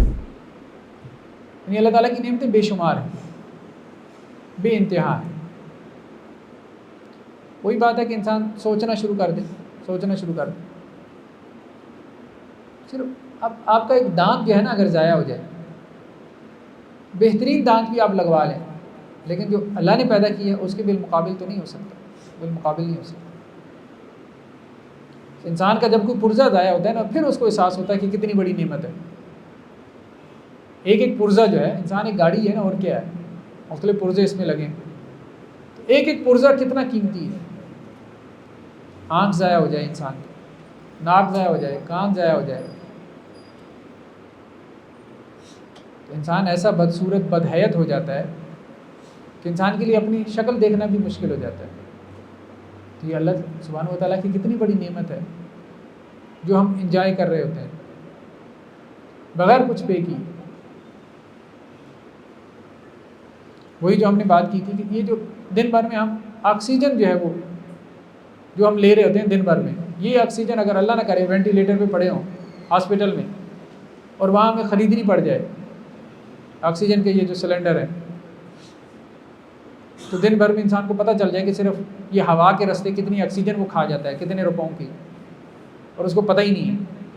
پھر اس کو احساس ہو کہ یہ آکسیجن بھی اللہ کی کتنی بڑی نعمت ہے، مفت میں مل رہی ہے، اور وہ بھی پودوں اور درختوں سے مل رہی ہے۔ اللہ نے سائیکل چلا دی ہے، انسان کی عیاشی لگی ہے، لیکن انسان توجہ نہیں کر رہا۔ نیکسٹ آیات میں اللہ سبحانہ و تعالیٰ نے برے لوگوں کا اور نیک لوگوں کا تذکرہ کیا، بہت اہم آیات ہیں کہ برے لوگوں کی جب روح قبض کی جائے گی تو ان کی کیا صورتحال ہوگی، اور نیک لوگوں کی جب روح قبض کی جاتی ہے یعنی فرشتے آتے ہیں اس کی روح نکالنے کے لیے تو ان کی کیا صورتحال ہوتی ہے۔ دیکھیے مرنا تو سب نے ہے، بعض اوقات گھروں میں یہ ہوتا ہے نا کہ بندہ کوئی بات کر دے کہ اچھا مر جانا ہے، وہ گھر والے کہتے ہیں نہیں ایسی باتیں نہ کریں، ایسی باتیں نہ کریں۔ بھائی کیوں نہ کرے بندہ، مرنا نہیں ہے کیا، حقیقت نہیں ہے کیا، بہت بڑی ریالٹی ہے، بہت بڑی ریالٹی ہے۔ دنیا کی سب سے بڑی ریالٹی شاید یہی ہے کہ انسان اس دنیا میں آیا اور اس نے چلے جانا اور اس نے مر جانا۔ لیکن یہ بات ٹھیک ہے کہ اللہ تعالیٰ کا رحم ہے، اللہ تعالیٰ کا فضل ہے کہ یہ موت ہمارے ذہن پہ سوار نہیں ہوتی۔ اگر ہمارے ذہن پہ سوار ہو جائے نا تو ہم کوئی کام ہی نہ کر پائیں، دنیا کا کوئی کام نہ کر پائیں۔ یعنی اگر ہمیں یہ پتہ چل جائے کہ کل ہم نے مر جانا ہے، ہفتے بعد مر جانا ہے، تو انسان کوئی کام کر پائے گا؟ کبھی بھی نہیں کر پائے گا، خوف کی حالت میں مبتلا رہے گا۔ تو اس لیے اللہ نے ڈیتھ کو چھپا دیا کہ کب مرنا ہے، اس کو چھپا دیا انسان سے تاکہ لگا رہے، دنیا کا نظام چلتا رہے، سلسلہ چلتا رہے، اور وہ اس کے ذہن پہ بھی سوار نہ ہو۔ لیکن ساتھ میں کہا کہ چلو ذہن پہ سوار نہ ہو، لیکن یہ ہے کہ اس کو ذہن میں رکھو تاکہ اس کے بعد کی لائف کے لیے کچھ کرتے رہو۔ الذین تتوفاہم الملائکہ، جن لوگوں کو فرشتے فوت کرتے ہیں، ظالمی انفسہم، جبکہ وہ اپنی جانوں پہ ظلم کر رہے ہوتے ہیں۔ کچھ لوگ ہیں جو حالت شرک میں ہیں، حالت کفر میں ہیں، کافر ہیں، مشرک ہیں، ظالم ہیں، موت کا فرشتہ آ جاتا ہے اس کی روح قبض کرنے کے لیے، فالقہ والسلام، فرشتہ کہتا ہے بھائی ٹائم ختم آ گیا۔ اب وہ کیا کرتا ہے، فوراً اپنے ہتھیار نیچے ڈال دیتا ہے، یعنی اس سے پہلے بغاوت پہ آمادہ تھا، سرکشی کر رہا تھا کہ کون خدا، کس خدا کی بات کرتے ہو، کس نے خدا دیکھا ہے، مولوی سارا ڈگوسلا ہے، مذہب افیون ہے، چرس ہے، بس لوگوں کو پلائی جاؤ، یہ جتنی آپ دیکھتے ہیں یہ سب ایتھیسٹ جو بھی یہ بیٹھے ہیں ملحد سوشل میڈیا پہ، وہ اس قسم کی بکواس کرتے رہتے ہیں. کہاں گیا تمہارا خدا؟ وہ غزہ بھی کیوں نہیں مدد کر رہا، فلاں یہ وہ ہے، اس قسم کی سرکشی. ہاں جب موت کا وقت ہوتا ہے اور وہ فرشتہ آتا ہے تو اللہ تعالیٰ کیا کہتے ہیں؟ فوراً اپنے ہتھیار پھینک دیتا ہے. او اب نظر آ گیا، نہیں اب تو میں پکا مسلمان، اب میں نے دیکھ لیا. فالقہ والسلام ما کنہ نعمل من سوء، اور ساتھ میں کیا کرتا ہے؟ فوراً بہانہ مارتا ہے، نہیں ہم نے تو کبھی کوئی برائی کی نہیں، ہم تو برے تھے ہی نہیں، ہمارے تو کوئی عقیدہ خراب ہی نہیں تھا. فوراً سیدھا ہو جاتا ہے، فوراً سیدھا ہو جاتا ہے. بلا ان اللہ علیم بما کنتم تعملون، تو اللہ تعالیٰ کیا کہتا ہے؟ پتہ ہے ہمیں، پتہ ہے تمہارے کیا کرتوت تھے، کیا کر رہے تھے. یہ دعوے کرنے کی ضرورت نہیں ہے، تمہاری زندگی ہمارے سامنے ہے. وہ جو للکارتے پھر رہے تھے کہاں ہے تمہارا خدا، کدھر ہے، کیوں نہیں تمہاری مدد کر رہا. تو آج تمہیں بتاتے ہیں کہ ہمارا ان کا خدا کہاں پر تھا. تو اب وہ سیدھے ہو جاتے ہیں. اللہ کے رسول صلی اللہ علیہ وسلم کی بھی ایک حدیث ہے کہ جب موت کا فرشتہ آتا ہے کسی برے آدمی کی روح قبض کرنے کے لیے، تو جیسے کوئی ململ کا کپڑا ہوتا ہے نا، یہ عورتوں کا دوپٹہ ہوتا ہے ململ کا، اس کو آپ جھاڑی کے اوپر پھینکیں اور جھاڑی پہ پھینک کے نا اس کو کھینچیں تو اس کا کیا اثر ہوگا؟ ہٹ جائے گا، کچھ بھی نہیں اس میں سے باقی رہے. تو اسی طرح سے فرشتہ کیا کرتا ہے؟ جب موت کا فرشتہ آتا ہے اور اس کی روح نکالنے کے لیے کسی برے شخص کی، کافر کی، ظالم کی، مشرک کی، تو اب اس کی روح جو ہے وہ پورے جسم میں دوڑتی ہے، بھاگتی ہے. تو وہ اس کو پھر اسی طرح سے کھینچتا ہے جیسے ململ کا کپڑا جھاڑی کے اندر اٹک گیا ہو اور اس کو کھینچا جائے، تو اسی طرح سے اس کے پورے وجود سے روح کو کھینچا جاتا ہے. یعنی اس کی جان بہت مشکل سے نکلتی ہے، بہت مشکل سے نکلتی ہے. جہاں تک بندہ مومن کی بات ہے، نیک لوگوں کی روح، الذین تتوفاہم الملائکہ، یہ وہ لوگ ہیں کہ جن کو فرشتے فوت کرتے ہیں، یعنی ان کی روح قبض کرتے ہیں، طیبین، جبکہ یہ پاک صاف ہوتے ہیں، کفر سے پاک ہوتے ہیں، شرک سے پاک ہوتے ہیں، اللہ کی نافرمانی سے، سرکشی سے، بغاوت سے پاک ہوتے ہیں. اس حال میں فرشتے آتے ہیں ان کے پاس، جن کہتے ہیں اللہ تعالیٰ ہمارا خاتمہ نیک کرنا، بس یہ دعا کرتے رہنا چاہیے. یقولون السلام علیکم، اور فرشتے آ کے کیا کہتے ہیں؟ بھائی سلامتی ہو تم پر، سلامتی ہو. یعنی دنیا میں جو تم نے آزمائشیں جھیلی ہیں، وہ دنیا میں تو انسان سے برداشت ہو نہیں رہی ہوتی نا آزمائش، انسان رو رہا ہوتا ہے، گڑ گڑا رہا ہوتا ہے، یار بہت لمبی عمر ہے، بہت لمبی عمر ہے. ٹھیک ہے، اب وہ فرشتے آ کے کہتے ہیں بس ختم ہو گئی آزمائش، اب خوش ہو جاؤ، خوش ہو جاؤ، امتحان کا ٹائم ختم ہو گیا، اب تمہاری راحت کا ٹائم شروع ہو گیا. تو یقولون السلام علیکم، تو فرشتے ان کو سلام کہتے ہیں. اس کی روح قبض کرنے سے پہلے کیا کہتے ہیں؟ اس کو سلام کہتے ہیں. ادخلوا الجنت بما کنتم تعملون، کہتے ہیں بس جاؤ جنت میں، یاشی کرو، جاؤ جنت میں، بس ختم ہو گیا امتحان کا ٹائم، اور یہ تمہارے اعمال کا بدلہ ہے جو تم کرتے تھے. اس لیے آپ صلی اللہ علیہ وسلم نے فرمایا کہ بندہ مومن کی روح جب فرشتہ قبض کرنے کے لیے آتا ہے تو اس طرح سے جیسے وہ مشکیزہ ہوتا تھا نا، چمڑے کا، وہ بنا لیتے تھے اور اس میں پانی بھر کے رکھتے تھے اور آگے سے اس کو کسی رسی سے کس کے باندھ لیتے تھے. تو جیسے مشک میں سے کوئی پانی کا قطرہ نکلتا ہے نا، اس طرح سے بندہ مومن کی جان جو ہے وہ نکلتی ہے اتنی آسانی سے. ہاں ایک بات ہے، روح نکلنے سے پہلے کی جو تکلیف اور آزمائش ہے نا، وہ دونوں کے لیے، کافر اور مسلمان دونوں کے لیے. بیمار کافر بھی ہوتا ہے، بیمار مسلمان مومن بھی ہوتا ہے. آزمائش کافر بھی آتی ہے، آزمائش مومن بھی آتی ہے، بلکہ مومن کے اوپر زیادہ آتی ہے، زیادہ آزمائش آتی ہے. ہاں یہ بات ہو رہی ہے روح نکلنے کی. جب روح نکل رہا ہوتا ہے تو بندہ مومن اس وقت سے آسانی شروع ہو جاتی ہے.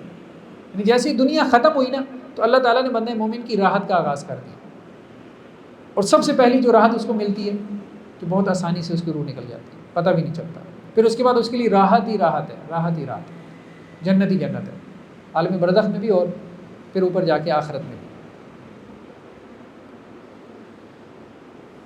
نیکسٹ آیات میں اللہ سبحانہ و تعالیٰ نے سائے کی نعمت کا تذکرہ کیا. اب سایہ کہنے کو بندہ سوچتا ہے کہ بھائی سائے کی نعمت کیا نعمت ہے، لیکن بہت بڑی نعمت ہے. عرب ڈیزرٹ تھا، صحرا تھا، لوگ لمبے لمبے سفر کرتے تھے اونٹوں کے اوپر، اونٹنیوں کے اوپر، گھوڑوں کے اوپر. راستے میں کہیں سایہ دار درخت مل جانا بہت بڑی نعمت تھی کہ وہاں سستانے کے لیے تھوڑی دیر بیٹھ گئے، جانور نے آرام کر لیا، خود بیٹھ کے کوئی کھانا وانا کھا لیا، تو بہت بڑی نعمت تھی سایہ. اولم یروا الی ما خلق اللہ من شیء، کیا انہوں نے غور نہیں کیا کہ اللہ نے یہ جو پیدا کی ہے سایہ، یتفیع ظلالہ عن الیمین والشمائل سجدا للہ، یہ سایہ دائیں بائیں ہوتا رہتا ہے، گھٹتا بڑھتا رہتا ہے نا سایہ، دائیں بائیں ہوتا رہتا ہے اللہ کو سجدہ کرتے ہوئے، اور وہ خدا کے سامنے عاجزی کا اظہار، ہر چیز کا سایہ، وہ مطلب سائے سے یہ دیکھ لو، سایہ ایک تو اس میں دنیاوی منفعت ہے نا کہ تم کو سایہ مل گیا، دوسرا سائے کے اندر غور و فکر کا پہلو کیا ہے کہ وہ سایہ بھی زمین کے اوپر پڑا ہوا ہے، اللہ کے سجدے میں پڑا ہے، یعنی تمہارا سایہ اللہ کو سجدہ کر رہا ہے، تمہیں بلا رہا ہے اس طرف کہ تم بھی اللہ کے سامنے اپنے آپ کو گرا دو، ہر چیز کا سایہ اللہ کے سامنے زمین پہ گرا ہوا ہے۔ تو اللہ تعالیٰ چھوٹی چھوٹی چیزوں سے متوجہ کرتے ہیں، چھوٹی چھوٹی چیزوں سے متوجہ کرتے ہیں، اپنی طرف جو ہے وہ مائل کرتے ہیں۔ شجرات جو درخت ہے بہت بڑی اللہ تعالیٰ کی نعمت ہے، ایک درخت جو آپ کو فریشنس دیتا ہے، جو پھل دیتا ہے، جو سایہ دیتا ہے۔ دیکھتے ہیں نا گاؤں دیہات میں وہ اپنے صحن کے اندر جسے ویڑا کہتے ہیں اس میں ایک درخت لگا لیتے ہیں، اب وہ درخت ان کے لیے ایک کولر کا کام کرتا ہے، ٹھنڈے کولر کا، ہوا چلتی ہے، جون جولائی کی گرمیوں میں اس درخت کے نیچے بیٹھ جائیں پتہ ہی نہیں چلتا۔ تو ایک درخت انسان کے لیے کتنی بڑی نعمت بن جاتا ہے۔ تو اللہ سبحانہ و تعالیٰ چھوٹی چھوٹی چیزوں کی طرف متوجہ کرتے ہیں کہ اللہ کی نعمتوں پہ اللہ کا شکر ادا کرو، یہ سب کچھ تم نے نہیں بنایا، تم نے نہیں پیدا کیا، اللہ نے بنایا اور تم اس کو انجوائے کر رہے ہو۔ اور وہ نعمتیں جو تم گھر میں لا کے رکھتے ہو، سجا کے رکھتے ہو، گھر کو ڈیکوریٹ کرتے ہیں نا، انسان کتنے لاکھوں لگا دیتا ہے، لاکھوں کے کروڑوں لگا دیتا ہے گھر کی ڈیکوریشن پہ، وہ ڈیکوریشن کبھی بھی مقابلہ کر سکتی ہے اللہ تعالیٰ کی نیچر اور فطرت کا؟ کبھی بھی۔ تو وہ سب اللہ نے باہر تم کو مفت میں دے رکھا ہے، بس تمہارے اندر جمالیاتی حص ہونی چاہیے، اسٹیٹک سینس ہونی چاہیے، اس سے حظ اٹھانے کے لیے، اور تمہارے اندر شکر کا جذبہ ہونا چاہیے کہ اس پہ اللہ کا شکر ادا کرو، اللہ کا شکر ادا کرو۔ چلیں جی ابھی اتنا کافی ہے، 4 رکعت پڑھتے ہیں، پھر انشاءاللہ نیکسٹ جو نصف پارہ ہے وہ ہم 4 رکعت کے بعد۔ بسم اللہ الرحمن الرحیم۔ سورہ نحل کا ہم مطالعہ کر رہے تھے کہ اس کے بڑے مضامین میں ہم نے کہا تھا تذکیر بآلاء اللہ، اللہ کی نعمتوں کے ذریعے سے یاد دہانی کروائی گئی ہے۔ نیکسٹ آیات کے اندر اللہ سبحانہ و تعالیٰ نے شرک کی مذمت کی ہے۔ مکی صورتوں کا ایک بڑا موضوع یہ بھی ہے کیونکہ اس وقت میں جب کہ قرآن نازل ہو رہا تھا تو عربوں میں ایک بڑی جو بیماری تھی یا برائی تھی وہ شرک کی برائی تھی۔ وَيَجْعَلُونَ لِلَّهِ الْبَنَاتِ سُبْحَانَهُ، اور انہوں نے اللہ کے لیے بیٹیاں بنا لی، حالانکہ اللہ بیٹیوں سے پاک ہے۔ وَلَهُم مَا يَشْتَهُونَ، اور اپنے لیے جو چاہتے ہیں، یعنی اپنے لیے تو بیٹے پسند کرتے ہیں اور اللہ کے لیے بیٹیاں پسند کرتے ہیں۔ تو مشرکین مکہ میں یہ عقیدہ تھا کہ وہ فرشتوں کو اللہ کی بیٹیاں قرار دیتے تھے۔ اب ان فرشتوں کے نام پہ انہوں نے کیا کیے تھے؟ بت بنا رکھے تھے، اور کہتے تھے کہ ہم ان بتوں کو نہیں، بیسیکلی ہم پیچھے ان فرشتوں کو پوج رہے ہیں جو اللہ کی بیٹیاں ہیں۔ اور جس طرح سے بیٹیاں بعض اوقات اپنے باپ کی لاڈلیاں ہوتی ہیں اور اپنے باپ سے بات منوا لیتی ہیں، تو اسی طرح سے ہم ان سے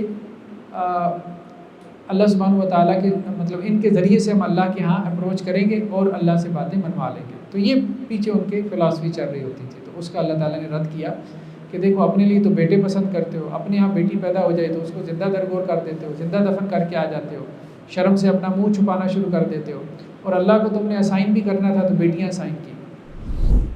تو وَيَجْعَلُونَ لِلَّهِ الْبَنَاتِ سُبْحَانَهُ، اور اللہ کے لیے بیٹیاں مقرر کر دی انہوں نے، حالانکہ اللہ اس سے پاک ہے، یعنی اللہ کی تو اولاد نہیں ہے۔ وَلَهُم مَا يَشْتَهُونَ، اور اپنے لیے جو وہ چاہتے ہیں۔ وَإِذَا بُشِّرَ أَحَدُهُم بِالْأُنثَىٰ، جب ان میں سے کسی ایک کو خوشخبری دی جاتی ہے کہ اس کے یہاں بیٹی ہوئی ہے، ظَلَّ وَجْهُهُ مُسْوَدًّا، تو اس کا چہرہ سیاہ ہو جاتا ہے، وَهُوَ كَظِيمٌ، اور اندر ہی اندر غم کی وجہ سے وہ کوڑا ہوتا ہے۔ يَتَوَارَىٰ مِنَ الْقَوْمِ مِنْ سُوءِ مَا بُشِّرَ بِهِ، اور اپنی قوم سے منہ چھپاتا پھرتا ہے کہ کوئی جو ہے وہ مجھے سلام نہ کر لے، کسی کو پتہ نہ چل جائے، مطلب اتنا زیادہ وہ برا سمجھتے تھے بیٹی کی پیدائش کو، اتنا زیادہ اپنے لیے آر سمجھتے تھے۔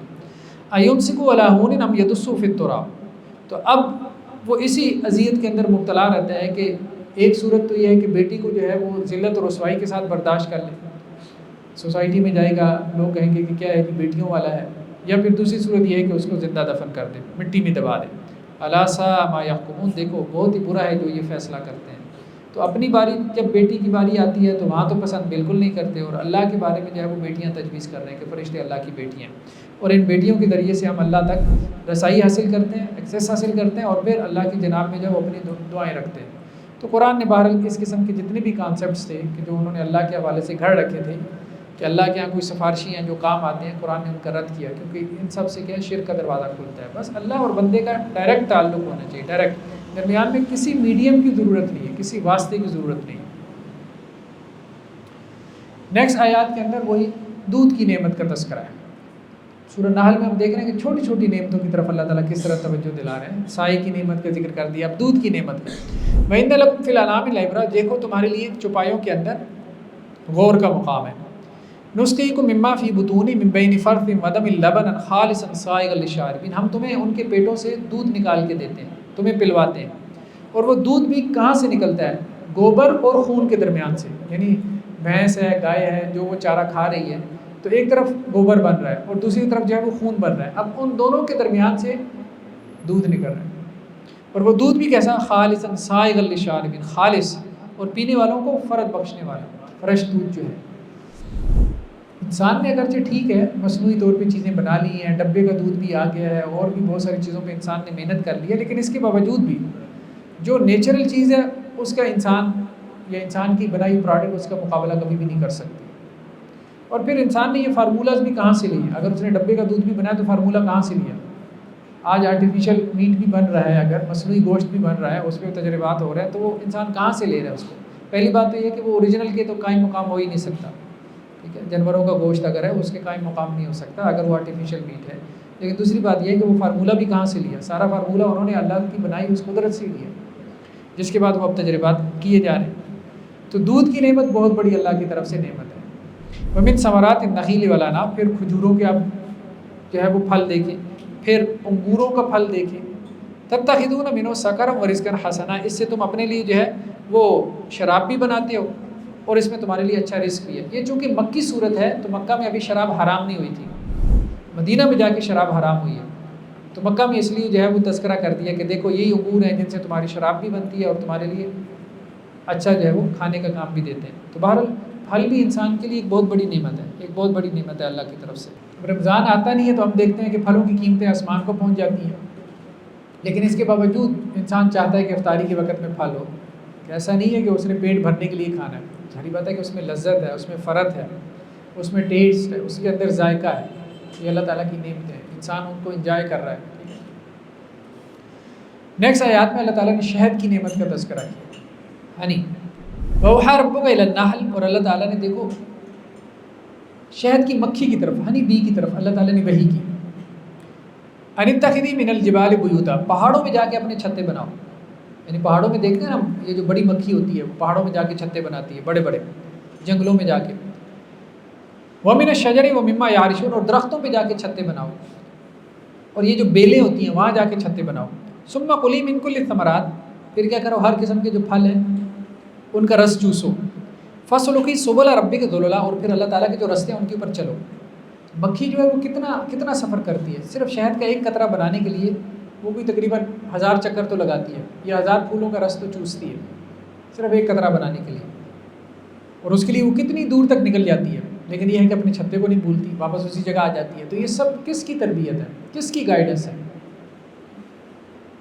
یخرج من بطونها شراب مختلف الوان، پھر اس کے پیٹ میں سے وہ شہد نکلتا ہے جس کے کلرز مختلف ہیں، مختلف رنگ کا شہد ہوتا ہے، فی شفاء للناس، اس میں تمہارے لیے شفا بھی ہے، لذت تو ہے ہی ہے، شفا بھی ہے، اللہ تعالیٰ نے پیٹ کی بیماریوں کی شفا رکھی ہے شہد کے اندر۔ ان فی ذلک لآیۃ لقوم یتفکرون، بے شک اس میں نشانی ایسی قوم کے لیے جو غور و فکر کرتے ہیں۔ اب وہ مکھی اتنی محنت کرتی ہے اور شہد ہم کھا جاتے ہیں، ٹھیک ہے، تو یہ اللہ سبحانہ و تعالیٰ کا احسان ہے، اللہ کا احسان ہے۔ نیکسٹ آیات میں اللہ سبحانہ و تعالیٰ نے توحید کو جو ہے وہ ایک مثال کے ذریعے سے واضح کیا، بیان کیا۔ میں واللہ فضل بعضکم علی بعض فی الرزق، اللہ تعالیٰ نے تم میں سے بعض کو بعض کے اوپر رزق میں فضیلت دی، کسی کے پاس مال و دولت زیادہ ہے، کسی کے پاس کم ہے۔ دنیا میں اللہ تعالیٰ نے گریڈز بنائے ہیں تاکہ لوگ ایک دوسرے کے کام آئیں۔ اگر سب کا گریڈ ایک ہی ہوتا ہے، سب کے پاس مال و دولت ہوتا ہے، وہ کون کسی کے کام آتا ہے، کون کسی کا کام کرتا ہے؟ کوئی بھی نہ کرتا، سب کا نخرہ آسمان پہ پہنچا ہوتا ہے۔ تو اللہ تعالیٰ نے یہ گریڈز بنا دیے۔ فَوَالَّذِينَ فُضِّلُوا بِرَادِّ رِزْقِهِمْ عَلَىٰ مَا مَلَكَتْ أَيْمَانُهُمْ فَهُمْ فِيهِ سَوَاءٌ۔ تو دیکھو ایسا کبھی بھی نہیں ہوگا کہ جس کو اللہ نے مال و دولت دی ہے، جس کو اللہ نے اتھارٹی دی ہے، تو وہ کیا کرے کہ اپنی مال و دولت اپنے خادموں میں تقسیم کر دے، اپنی اتھارٹی اپنے خادموں میں تقسیم کر دے۔ کبھی دنیا میں ایسا دیکھا ہے؟ کبھی بھی نہیں ہوگا، کبھی بھی نہیں ہوگا۔ مطلب تم سوچ بھی سکتے ہو کہ تمہارے پاس جو مال و دولت ہے تم اپنے خادموں میں تقسیم کر دو، اور تاکہ وہ تمہارے برابر ہو جائیں۔ یا کوئی پرائم منسٹر یا پریزیڈنٹ ہے کسی ریاست کا، تو کیا وہ ایسا کر سکتا ہے کہ اپنے اختیارات اپنی پاور وہ اپنے ماتحتوں میں تقسیم کر دے اور کہے کہ جی سب کے پاس برابر اختیار آ جائے؟ پاسبل ہے؟ ممکن ہی نہیں ہے۔ تو کیسے سوچ لیتے ہو کہ اللہ اپنی طاقتیں، اپنے اختیارات، اپنی اتھارٹی اپنے بندوں میں تقسیم کر دے گا؟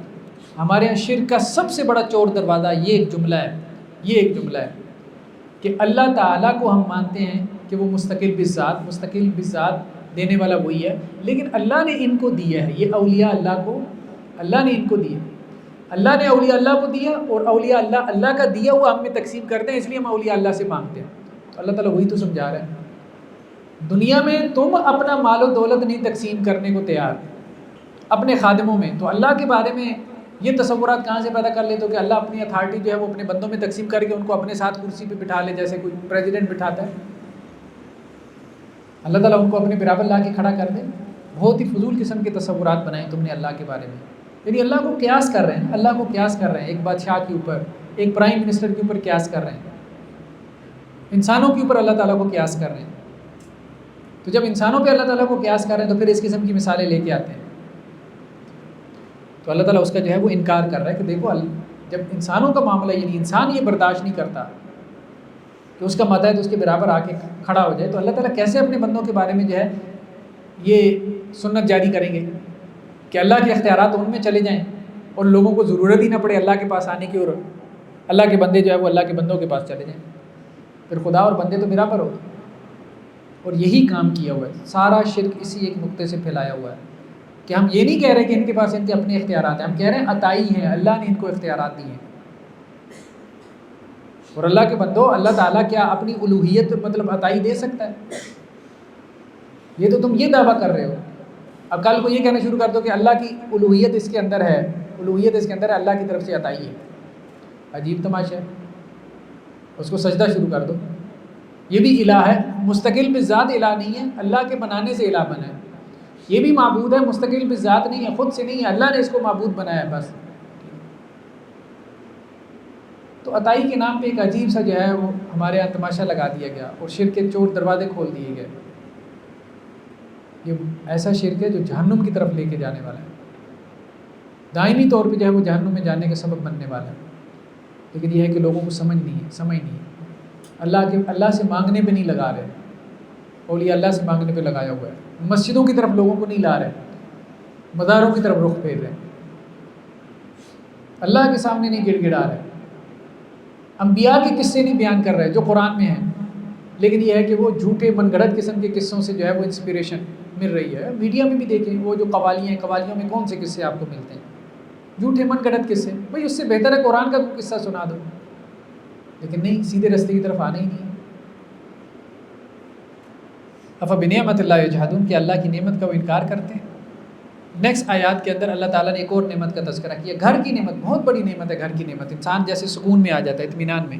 واللہ جعل لکم من بیوتکم سکنا، دیکھو اللہ تعالیٰ نے تمہارے لیے گھروں کو بنایا رہنے کی جگہ، سکون کی جگہ، رہتے بھی ہیں اور سکون بھی حاصل کرتے ہیں ہم گھروں میں۔ وجعل لکم من جلود الانعام بیوتا، اور تمہارے لیے اللہ تعالیٰ نے کیا، چوپایوں کی کھالوں سے گھر بنائے۔ تستخفون یوم ذانکم و یوم اقامتکم، چونکہ وہاں بدوانہ معاشرہ تھا نا، بدوانہ معاشرہ تھا، دو قسم کی مطلب کلچر تھا، ایک تو یہ کہ شہری زندگی تھی، شہری زندگی تو یہ مدینہ شہر تھا، مکہ شہر تھا، طائف ایک سٹی تھا، یہاں کے لوگ تو مٹی کے گھر بنا کے رہتے تھے، لیکن جو بدو ہوتے تھے گاؤں دیہات میں تو ان کے گھر کیا تھے، خیمے تھے، اور وہ خیمے کس سے بنتے تھے، جانور کی کھال سے۔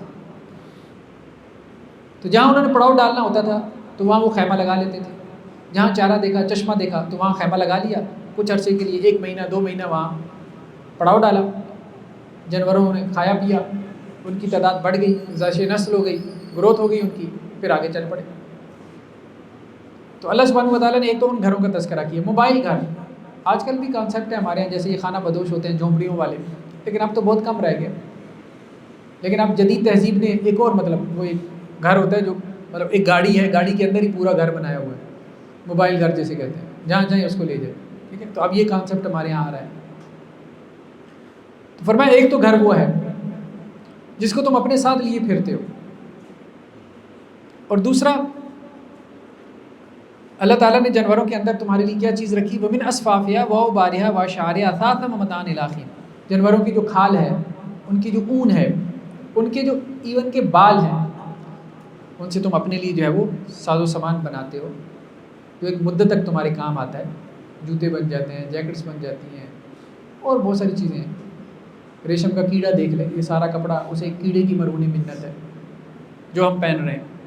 تو اللہ نے اس کیڑے کو پیدا کیا جس سے ہمیں جو ہے وہ دھاگا مل رہا ہے، اور اس دھاگے سے یہ سارا جو ہے وہ ہمارا کپڑا بن رہا ہے. تو یہ اللہ تعالیٰ کی نعمتیں ہیں. واللہ جعل لکم مما خلق ظلالا، پھر اللہ تعالیٰ نے ہر چیز کے سائے بنائے. وجعل لکم من الجبال اکنانا، پھر پہاڑوں میں اللہ نے غار بنائے. پہاڑ بہت زیادہ ہوتے تھے. پرانی قومیں تو پہاڑوں میں غاروں کے اندر گھر بنا لیتی تھی، گھر بنانے کی ضرورت بھی انہیں محسوس نہیں ہوتی تھی.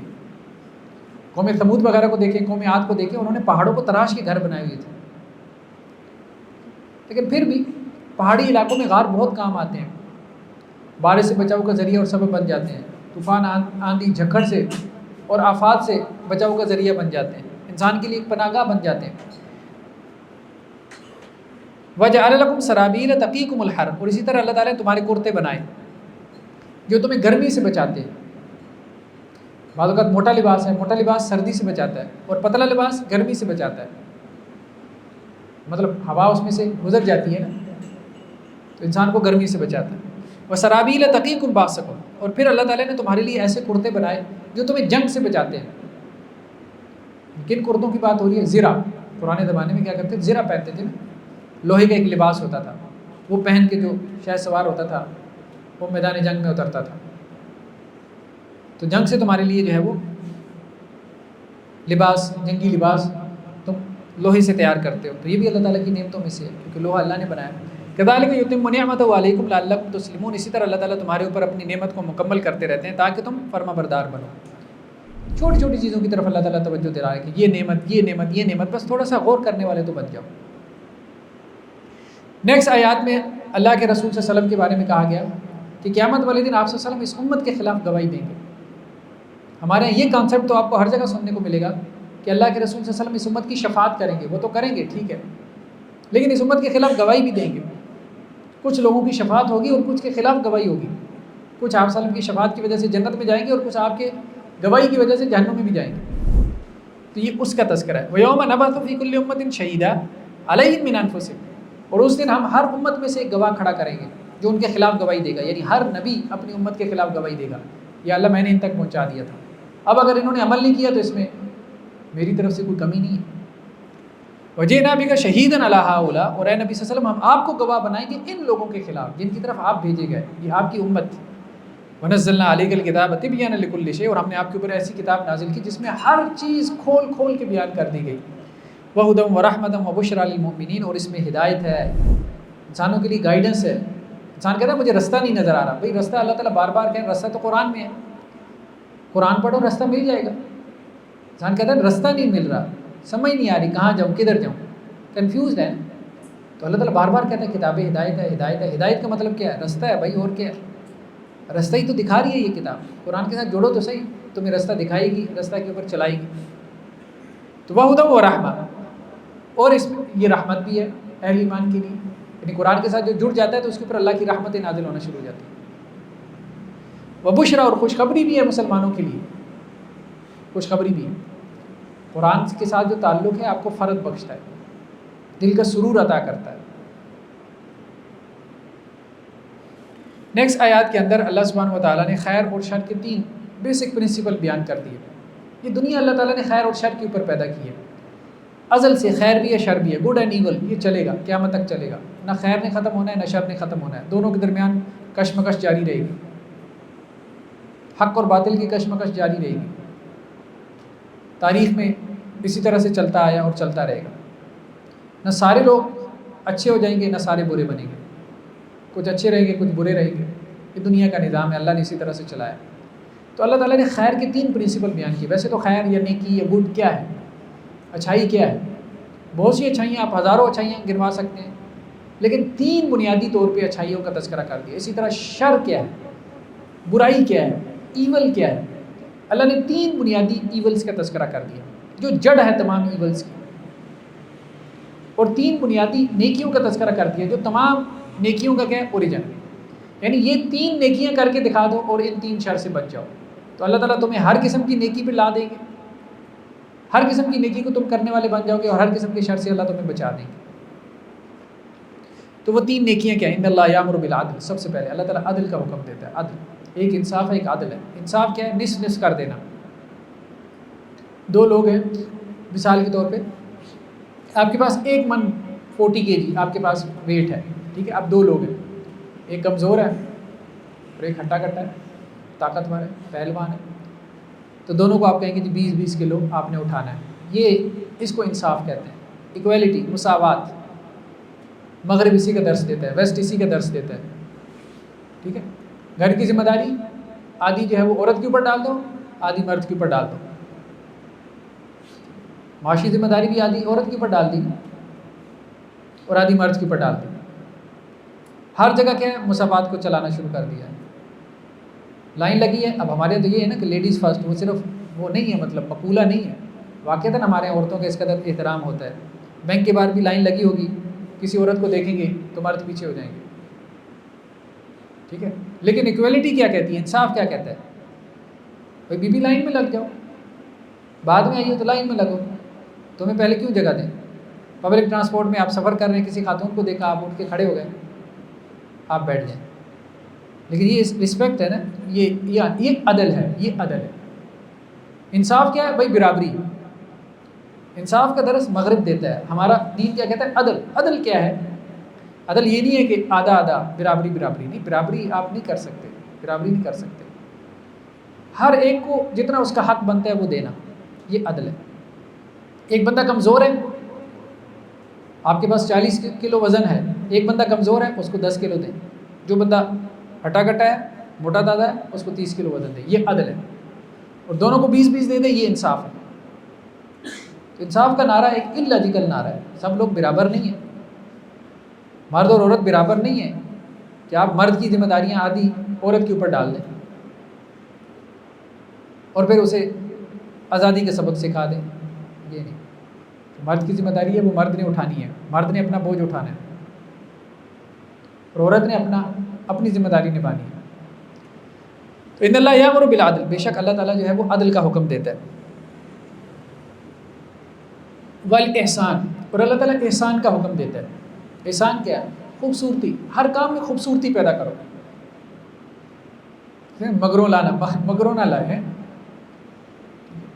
ایسے نہ کریں۔ نماز پڑھنی پڑ گئی ہے تو اب بس کبھی کی طرح 2 ٹھونگی ماری، یہ گیا اور وہ گیا، یہ نہیں۔ یونیورسٹی میں نا ہم بچوں کو اسائنمنٹ دیتے ہیں، تو اب وہ کوئی پوری کلاس میں 50 میں سے ایک آدھا ہی ہوتا ہے جس نے کوئی دل سے کی ہوتی ہے، باقی سب نے تو وہی ہے کہ بس سر سے اتاری ہے، کسی طرح بس سبمٹ ہو جائے۔ تو یہی معاملہ اپنے دین کے ساتھ بھی چلایا ہوا ہے، سر سے اتارے بس ٹھیک ہے، تراویح پڑھ لی، نماز پڑھ لی، بس ٹھیک ہے، گنتی پوری کرنے میں لگے ہیں بس، یہ نہیں، یہ احسان نہیں ہے۔ احسان کیا ہے؟ کوئی بھی کام کرو خوبصورتی سے کرو، نماز پڑھنی ہے خوبصورتی سے پڑھو، تلاوت کرنی ہے خوبصورتی سے کرو، تراویح کے لیے وقت نکالا ہے تو خوبصورتی سے، توجہ کے ساتھ، وہ پھر زندگی میں تبدیلی لے کے آتی ہے۔ وہ چیز حسن پیدا کریں، خوبصورتی سب کو پسند ہے نا بھائی، لباس پہننا ہے تو خوبصورت لباس پہنو، اچھے طریقے سے پہنو، سب کو بھلا لگے گا، بغیر اس لیے کہ یہ کپڑے پہن لیے تو ہر بندہ عجیب نظروں سے دیکھے گا۔ تو خوبصورتی سب کو اچھی لگتی ہے، اللہ تعالیٰ دین میں بھی خوبصورتی کو پسند کرتے ہیں، دین میں بھی خوبصورتی کو پسند کرتے ہیں۔ تو جس کی دنیا خوبصورت ہو اس کے دین میں بھی خوبصورتی آ جاتی ہے۔ وہ بندہ اگر دین کی طرف آئے گا، مطلب جس کو دنیا میں بننے سنورنے کا شوق ہے نا، تو اگر وہ دین کی طرف آئے گا تو اپنے دین کو بھی بنا سنوار کے رکھے گا، اس میں بھی خوبصورتی پیدا کرے گا۔ تو انسان کے ظاہر کا اس کے باطن پہ اثر ہوتا ہے۔ تو یہ بہت ضروری ہے، بچوں کی بھی تربیت کرنی چاہیے، ان کے اندر جو یہ جمالیاتی حص ہے اس کو ابھارنا چاہیے۔ خوبصورت چیز، مطلب عبادت میں بھی خوبصورتی، اللہ کو یہ پسند ہے۔ اللہ کو یہ پسند ہے.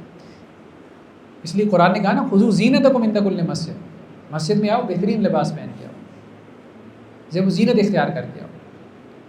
وَإِيتَاءِ ذِي الْقُرْبَى, اور تیسرا دینے والے بنو, دینے والے بنو, دینے والے بنو, خاص طور پہ رشتہ داروں کو.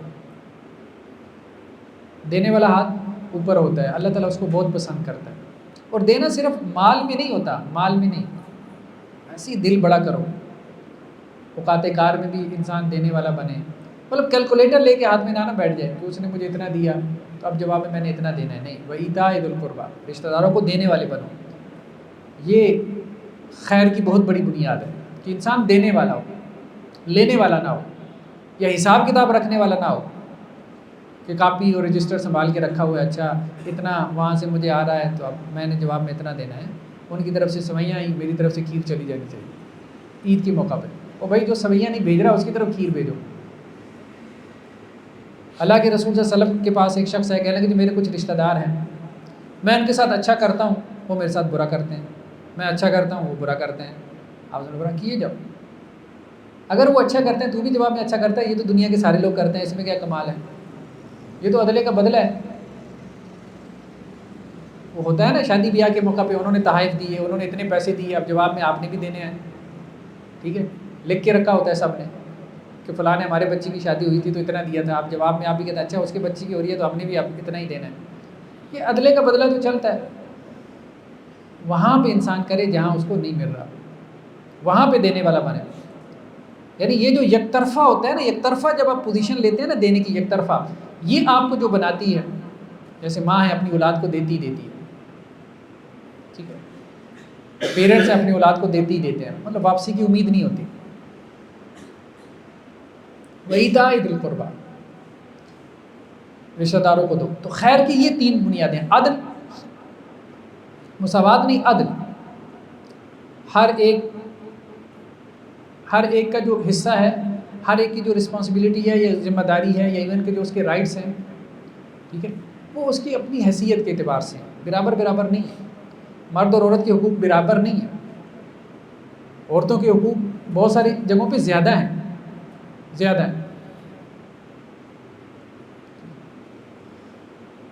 والاحسان, اور احسان کیا ہے, خوبصورتی, کہ ہر چیز میں خوبصورتی پیدا کرنی ہے, عبادت میں خوبصورتی پیدا کرنی ہے, اللہ کے ساتھ تعلق میں خوبصورتی پیدا کرنی ہے.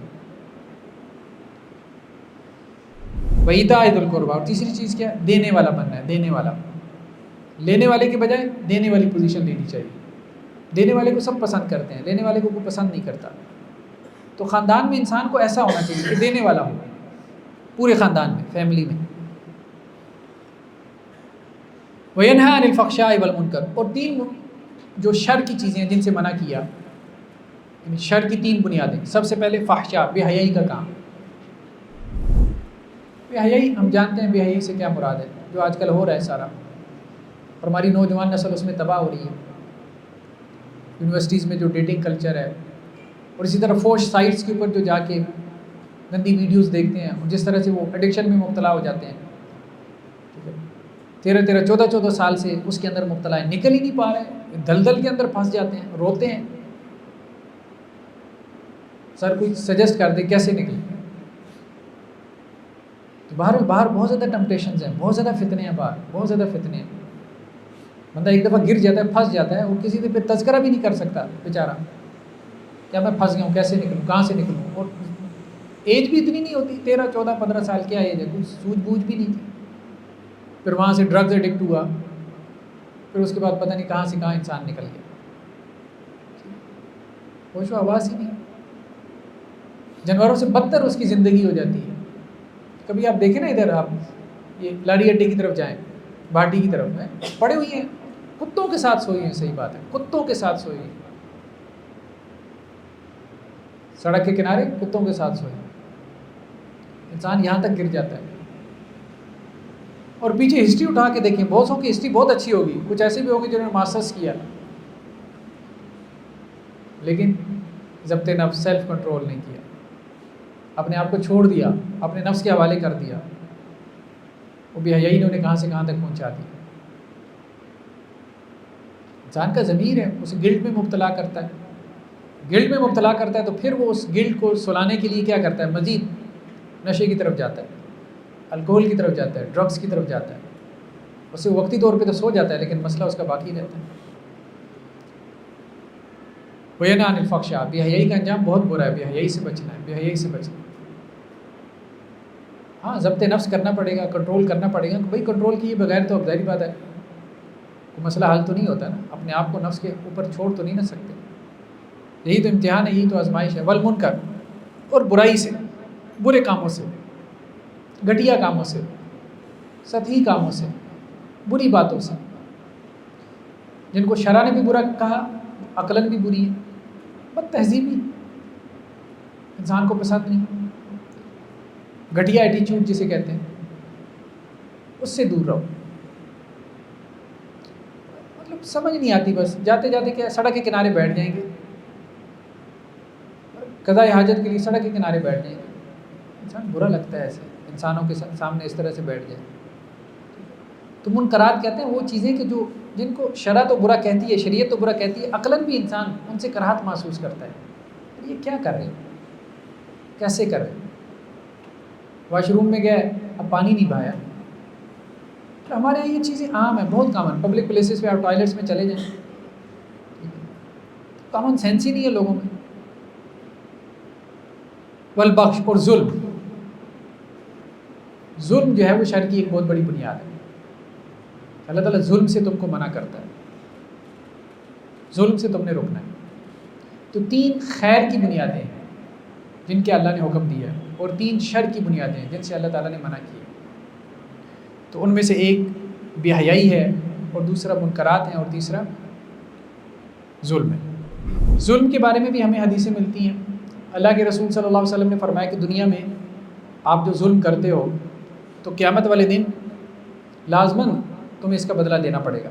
یہ کہا نا کہ کیا تم جانتے ہو کہ میری امت کو مفلس کون ہے؟ تو صحابہ نے کہا جس کے پاس درہم و دینار نہ ہو. تو آپ صلی اللہ علیہ وسلم فرمایا نہیں، وہ میری امت کا مفلس نہیں ہے. میری امت کا مفلس وہ ہے کہ قیامت والے دن اس کو لایا جائے گا، اس نے اس کو گالی دی، اس کو برا بھلا کہا، اس کو لعن طعن کیا، اس کو مارا. تو قیامت والے دن جب ایک ظالم کو لایا جائے گا تو اس نے جس کو گالی دی تو اس کے بدلے میں اس کی نیکیاں اس کو دی جائیں گی. کسی کو برا بھلا کہا، اس کے بدلے میں اس کی نیکیاں اس کو دی جائیں گی. یہاں تک کہ جتنی نیکیاں وہ لے کے آئے گا وہ پہاڑوں کے برابر بھی ہوں گی تو وہ تقسیم ہو جائیں گے. پھر بھی کچھ لوگ تقاضا کرنے والے ہوں گے. تو اب اللہ تعالیٰ کہیں گے کہ اب اس کے پاس نیکیاں تو نہیں رہ گئی، اب اپنے گناہ اس کے کھاتے میں ڈال دو، اور وہ پہاڑوں کے برابر گناہ لے کے جہنم کا حصہ بن جائے گا. تو ظلم ضروری نہیں ہے کہ کسی کے آپ نے ہاتھ پاؤں کاٹ دیے. ظلم یہ بھی ہے کسی کو آپ نے اجرت پہ رکھا، آپ اس کی اجرت نہیں دے رہے. دیکھیں یہاں آپ کے یہاں انڈسٹریل اسٹیٹ ہے یہ ساری پیچھے، کتنا مزدور طبقہ ہے جو شکایت کر رہا ہوتا ہے 3 مہینوں سے 4 مہینوں سے تنخواہ نہیں ملی. زیادتی ہے، ظلم ہے بھائی، بہت ظلم زیادتی.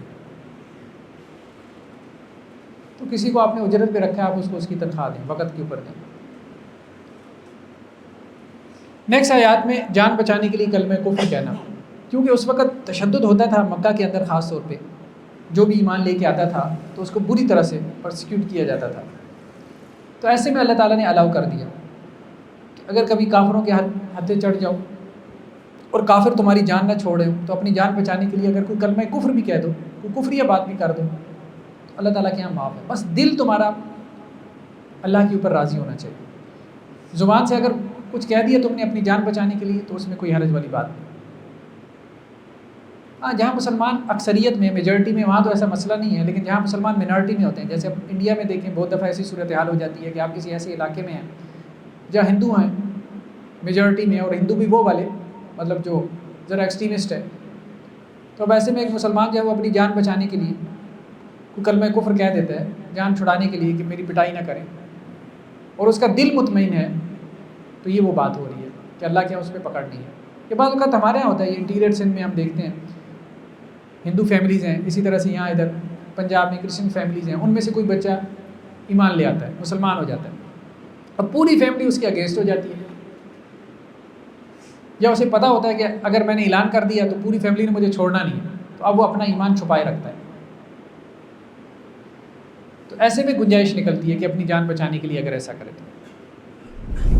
من کفر باللہ من بعد ایمانی الا من اکرہ وقلبہ مطمئن بالایمان، جو اللہ کا انکار کرے گا ایمان لانے کے بعد، جبکہ اس کو مجبور کیا گیا ہو اور اس کا دل مطمئن ہو ایمان پہ، تو اس پہ کوئی حرج والی بات نہیں۔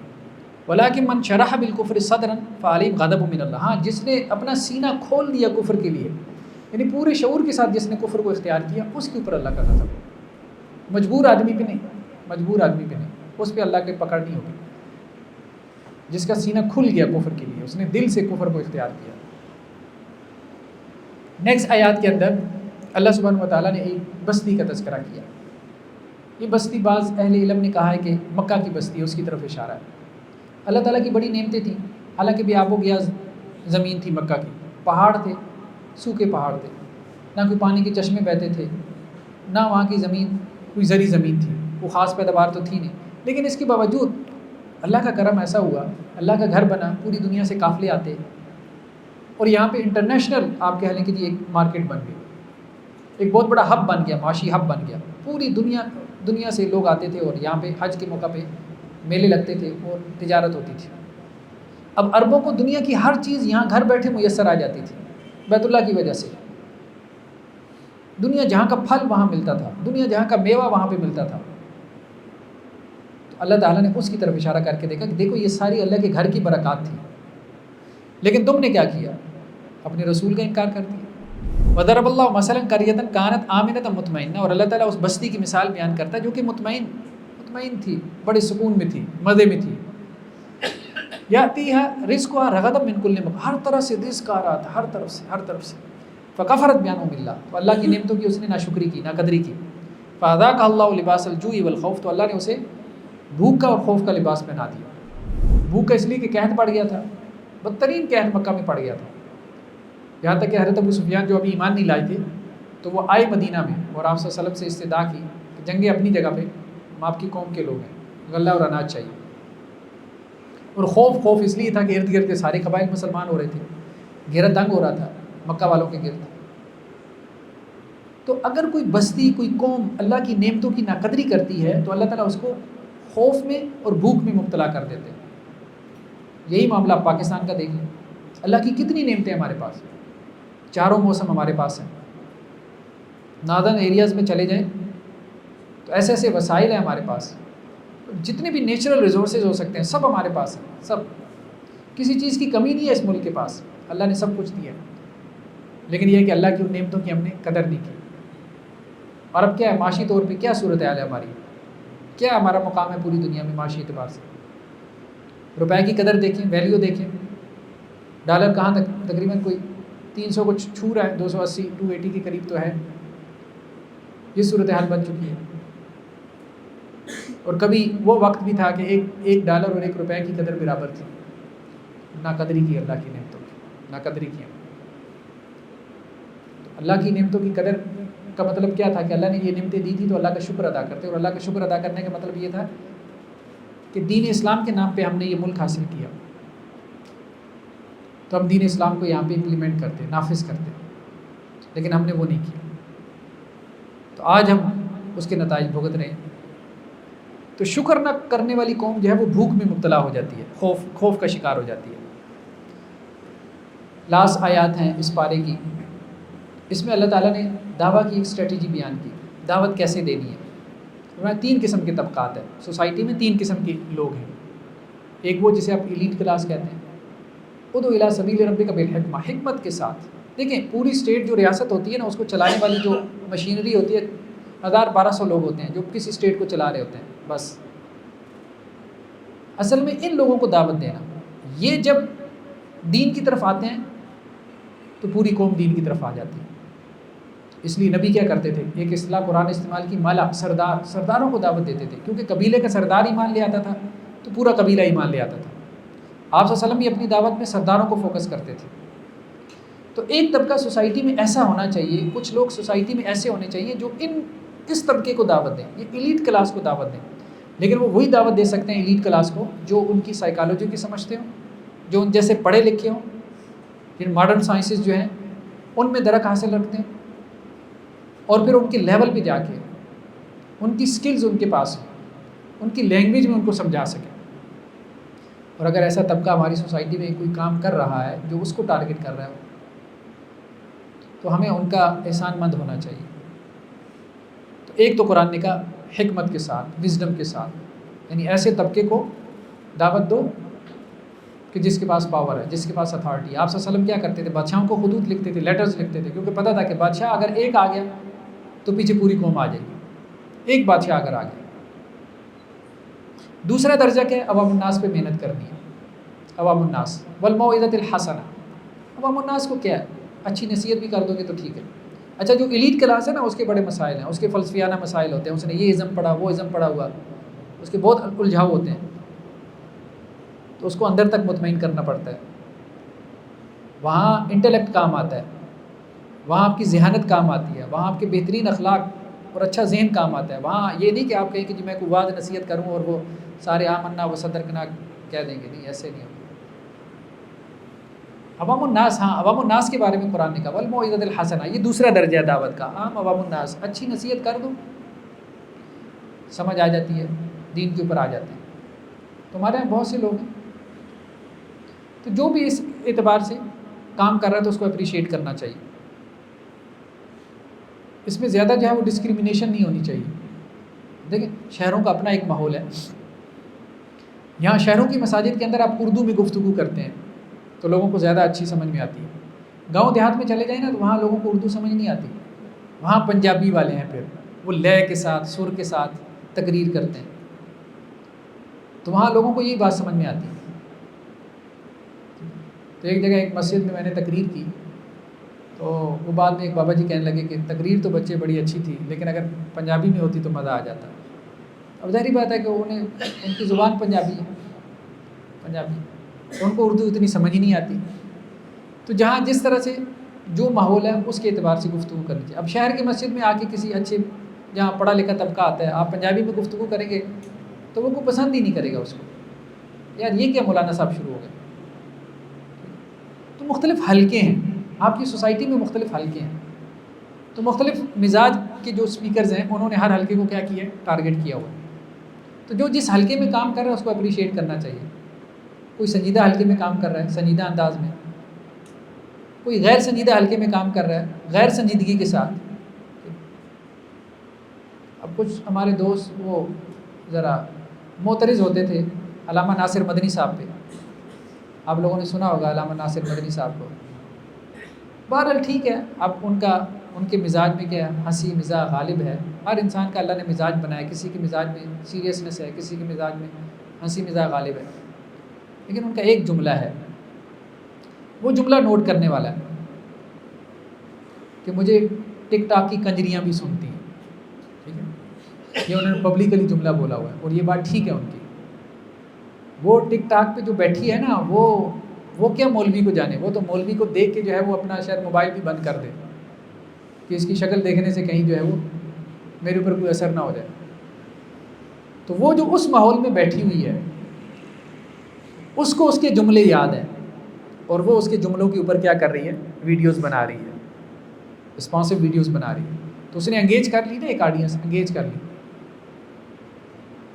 جو مولوی کا نام سننا پسند نہیں کرتی تھی اس نے اس سے توحید کے جملے بلوا دیے، دین کے جملے بلوا دیے، اللہ اور اس کے رسول کے جملے بلوا دیے، بھلے اس نے اس کو مزاحیہ انداز میں بول دیا.